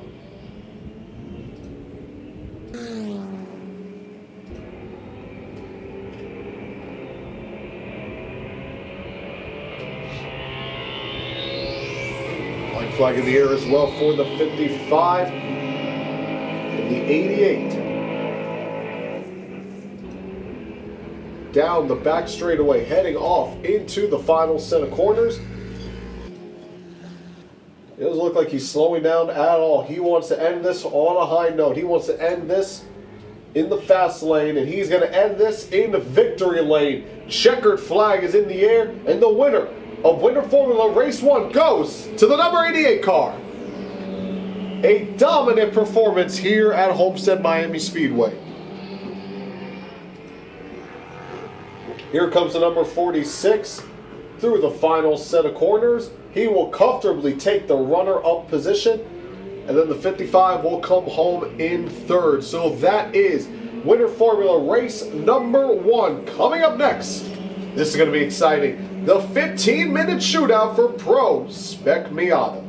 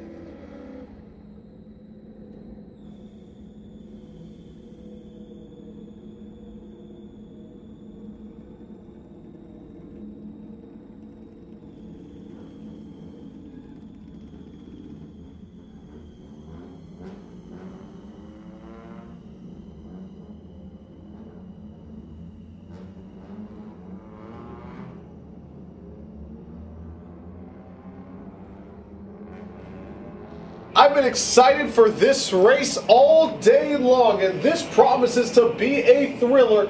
It is Pro Spec Miata shootout time here at Homestead Miami Speedway. Let's read off the starting lineup real quick before we take the green flag. Starting on pole position, the number 42 of Preston Pardis. Joining him on the front row is the number 27 of Jim Drago. In third, your points leader, Frankie Barroso, in the number 48 car, followed by the number 134, Christian Mayer. Those two tied in terms of the fastest lap in the second practice and qualifying session. Moving on to fifth, you got the number 124, Chris Haldeman, and in sixth will be Alex Acosta. Starting seventh is the number 60 of Todd Boras, and starting eighth is the number 55 of Center Smith. Starting ninth is the number 97 Machine, and starting 10th is the 09 of Chris Clark. Moving on to the 11th spot is the number 31 of Brian Iota, and starting 12th will be the number 13 of Alfredo Zedan. Starting 13th, the number 169 of Mike Leo, and starting 14th, the number 92 of Antoine Camus. 15th, you'll find the 01 of Julian Pollard, and 16th, you'll find the number 117 of Mark Hindley. 17th is the 192 of Jesse Singer. Starting 18th is Joseph Saddington. He drives the number 81 car. And starting 19th, the 17 of Kalen Kinley. Starting 20th, the number 65 of Luis Bostani. And rounding out the grid is the number 127 of Camden Brown. 21 Spec Miatas will take not just the road course, but the high banks at Homestead Miami Speedway for a 15-minute shootout to make it all said and done for the final race of Saturday night action here at Homestead Miami Speedway. It's fair to say 5:18 is Saturday night considering daylight savings. I'm surprised the sun isn't fully down yet at this point. But what is about to come down is the green flag on 21 drivers, all trying to get a victory. The field in the hands of Preston Pardis. Pace car is on pit road, and the green flag is out, and we're racing here in Miami. The 24 already trying to make it 3 wide, heading off into turn number 1. He's going to do just that, 3 wide for the second spot, and that is Chris Haldeman trying to make it 6. Frankie Barroso comes out unscathed, and he'll take the second spot away from Jim Drago. Everyone's so close and tight, they're trying to get whatever spot they can get. This is allowing Preston Pardis in first place to pull away for the rest of the field. Kicking up a little bit of dirt coming out of turn number 5. That is all fine and dandy as they head off into turn number 6. Looks like we got a battle here. Looks like between the 24 and the 55. Center Smith going to go on the inside of the 24. Can he make that stick side by side? And he does so, but the 24 looks like he's trying to make a crossover move. Center Smith shuts down that opportunity and takes the spot all for himself. Move him up into 5th place.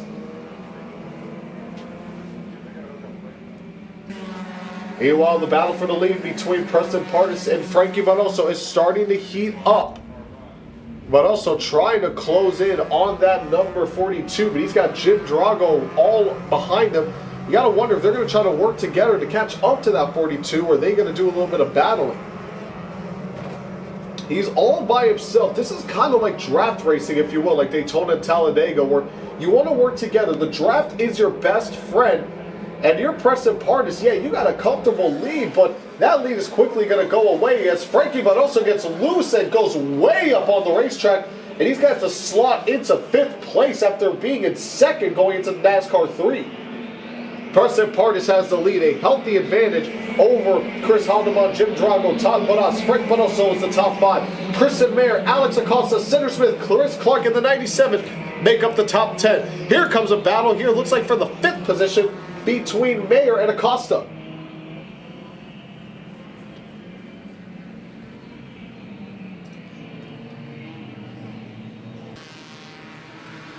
Haldeman trying to hold off Jim Drago and Todd Boras. Actually, Frankie Barroso looks like he lost a couple more positions as well. He is dropped to the 7th spot. and he's in danger of losing more. Something went wrong with Frankie Bonoso in NASCAR 3 and 4 because that car is not running like it was early on. He's starting to make up a few spots back.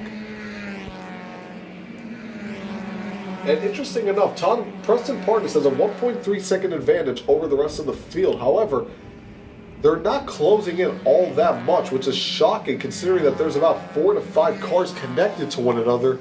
And I talked about it where the draft is your best friend. It's going to give you that extra speed. Pardus doesn't have that. He's all by himself, but maybe it's because it's more of just a cell of 2 cars each and not necessarily a pack of cars, but Pardus is holding his own. Right now, Haldeman and Drago are drafting together. Todd Bonas and Kristen Meyer as well. But Pardus doing a nice solid job keeping steady at the moment. Now that lead has cut down to 0.8 of a second, so they are catching him slowly but surely. I wonder if they're going to be able to make a move as we have a big lockup by one of the cars going into turn 2, but he does stay on the racing groove, so we are good for now. But I wonder if there's going to be a pass for the lead coming up in the next 1 to 2 laps. Right now, the fastest lap of the race goes to Christian Mayer with a 1:39.744, the only driver so far to break into the 1:30 bracket.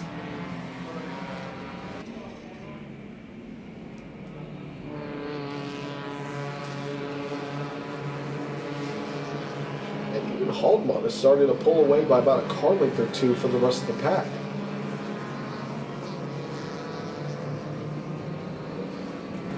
Frankie Bonoso, meanwhile, he started up towards the front. He has fallen all the way down to 21st.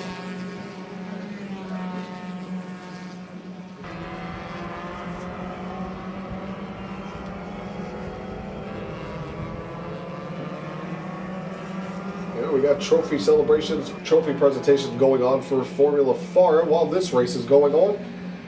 And at least in terms of the race, Preston Pardus is still holding strong with the race lead.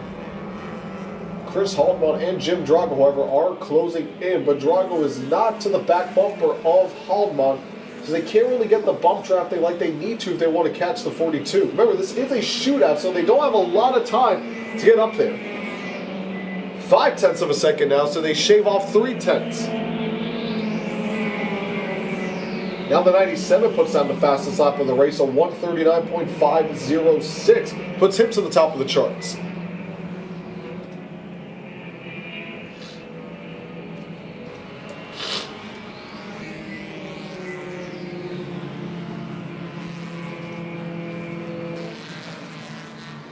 And Frankie Bonoso looks like he must have taken it to the garage because he has not put down a lap since he's fallen back in the pack. So Frankie, well, he's pretty much clinched the championship already like we talked about. So these races, he'd pretty much be doing it for fun at this point for bragging rights. And he's got some other opportunities to get some bragging rights, however, when we go into the race 2 and 3 tomorrow.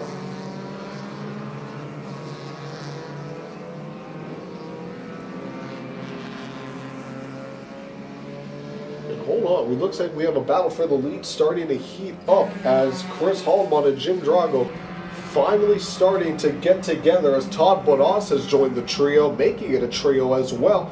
So this could be a 3-car battle that could be going, or a 3-car pack that could be going for the race lead right here.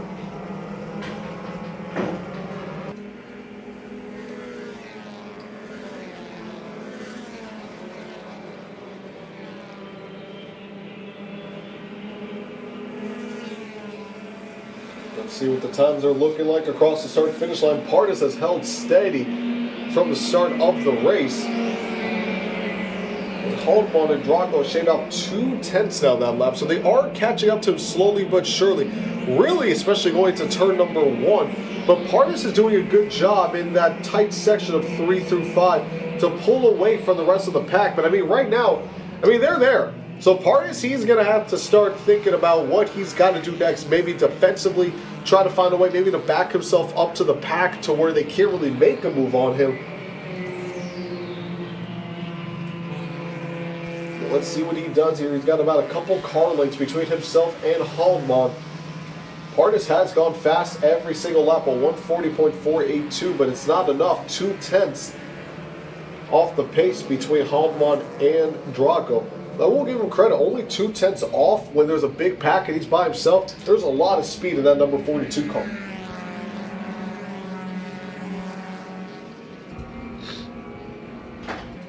And they're there. They're all over the back bumper of the 42. The battle for the lead is heating up, folks. This one car breakaway for the lead has now turned really into looks like a 5A car pack for the lead. Here comes Chris Haldman. What is he going to do? He's just going to hook to the back bumper of Preston Partis. Now he's going to be his draft buddy.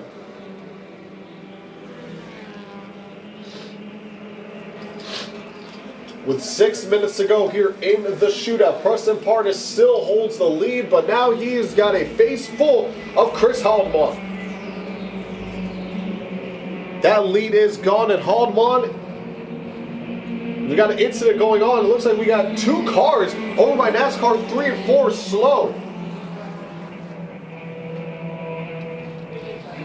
Incident in NASCAR 3 and 4. One car is out on the racing surface as the caution flag is waving.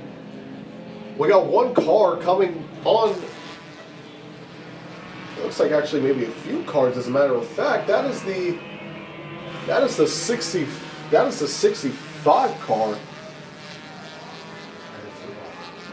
And we're hearing a tire flew off?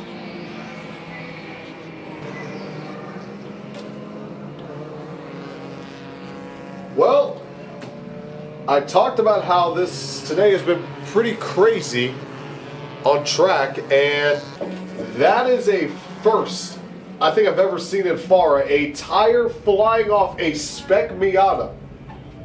Huh. And there is one Miata that has just gone, there's one car that's just gone next to me. Can't get a good look as to exactly what's going on with that Miata. We just had a blue one that just went to stop by next to him. Not sure exactly what's going on there. He's going to head onto pit road. And that one Miata is just stuck on the access road. That's the number 117 of Mark Kinley. And he's going to go over to the garage.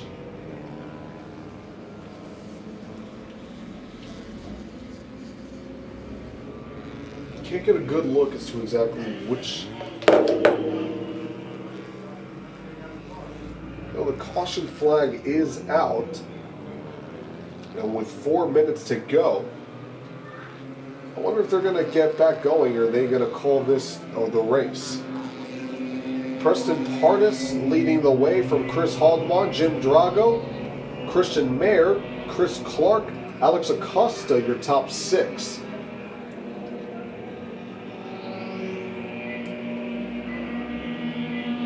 Antoine Camus in 7th, Julian Pollard in 8th, Alfredo Zidane in 9th, and Brian Elora is 10th. Now that the car is rolling down pit road, we're going to see exactly who this is that had the issue. Looks like this is the number 192 car of Jesse Singer.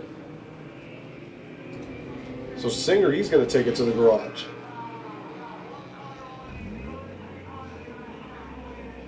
And interesting as well, Todd Bottas has just plummeted down the running order. He was up in 7th, and now I'm not even sure where he. Right now he's scored at 15th, and he's continuing to drop. Oh, okay.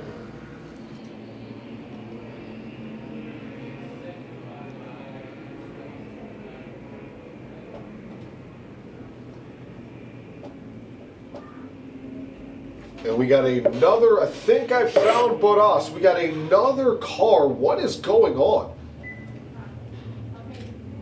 Looks like Todd Bottas has just parked it over at turn 3. We're hearing from the tower it was a 3-car incident.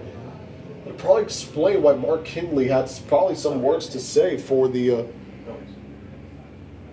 Words to say for the 192, but we have Todd Bottas over at turn 3, NASCAR turn 3. And with 2 minutes to go, I think that might do it for the race. But here we had a 3-car incident over by NASCAR turn number 3, and that's probably what had to do with, having all the cars just jumping all over the place in that section of the racetrack. Well, this has definitely been a crazy, crazy week, to say the least. And crazy day, especially of not even just spec Miata racing, but racing in general. I mean, so many incidences, so many different sessions for completely different classes and fields. And spec Miata, today especially, has been no exception. We hope that Todd Bottas is okay. As I do see the ambulance coming out with the lights on over to where Bottas's car is sitting.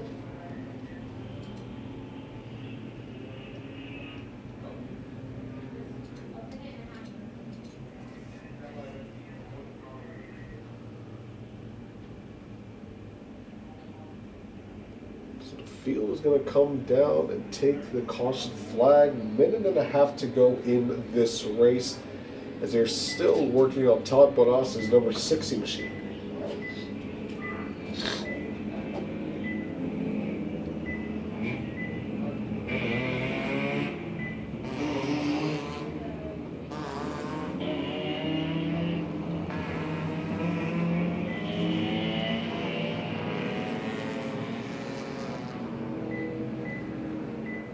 Correction, that isn't Todd Bottas. He is down in 15th, so looks like that actually might be Kalen Kinley, as a matter of fact. It might be Kalen Kinley instead of Todd Bottas. Bottas is still in the race. He's that number 60 car. I thought that was Todd because he was just in 7th, and all of a sudden he dropped to 15th. But he is still on track, so that is another thing we're going to have to look into. What happened to the 60 car, and why did he just drop down the field? That is your top 2 in the points that have just had bad shootout races.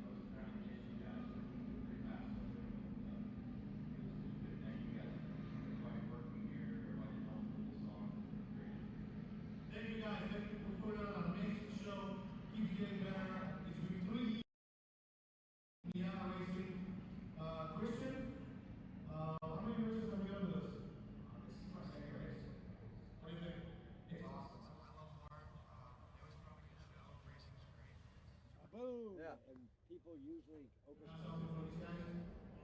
Yeah, I think we did. We're right with us, but I think we can get it done tomorrow.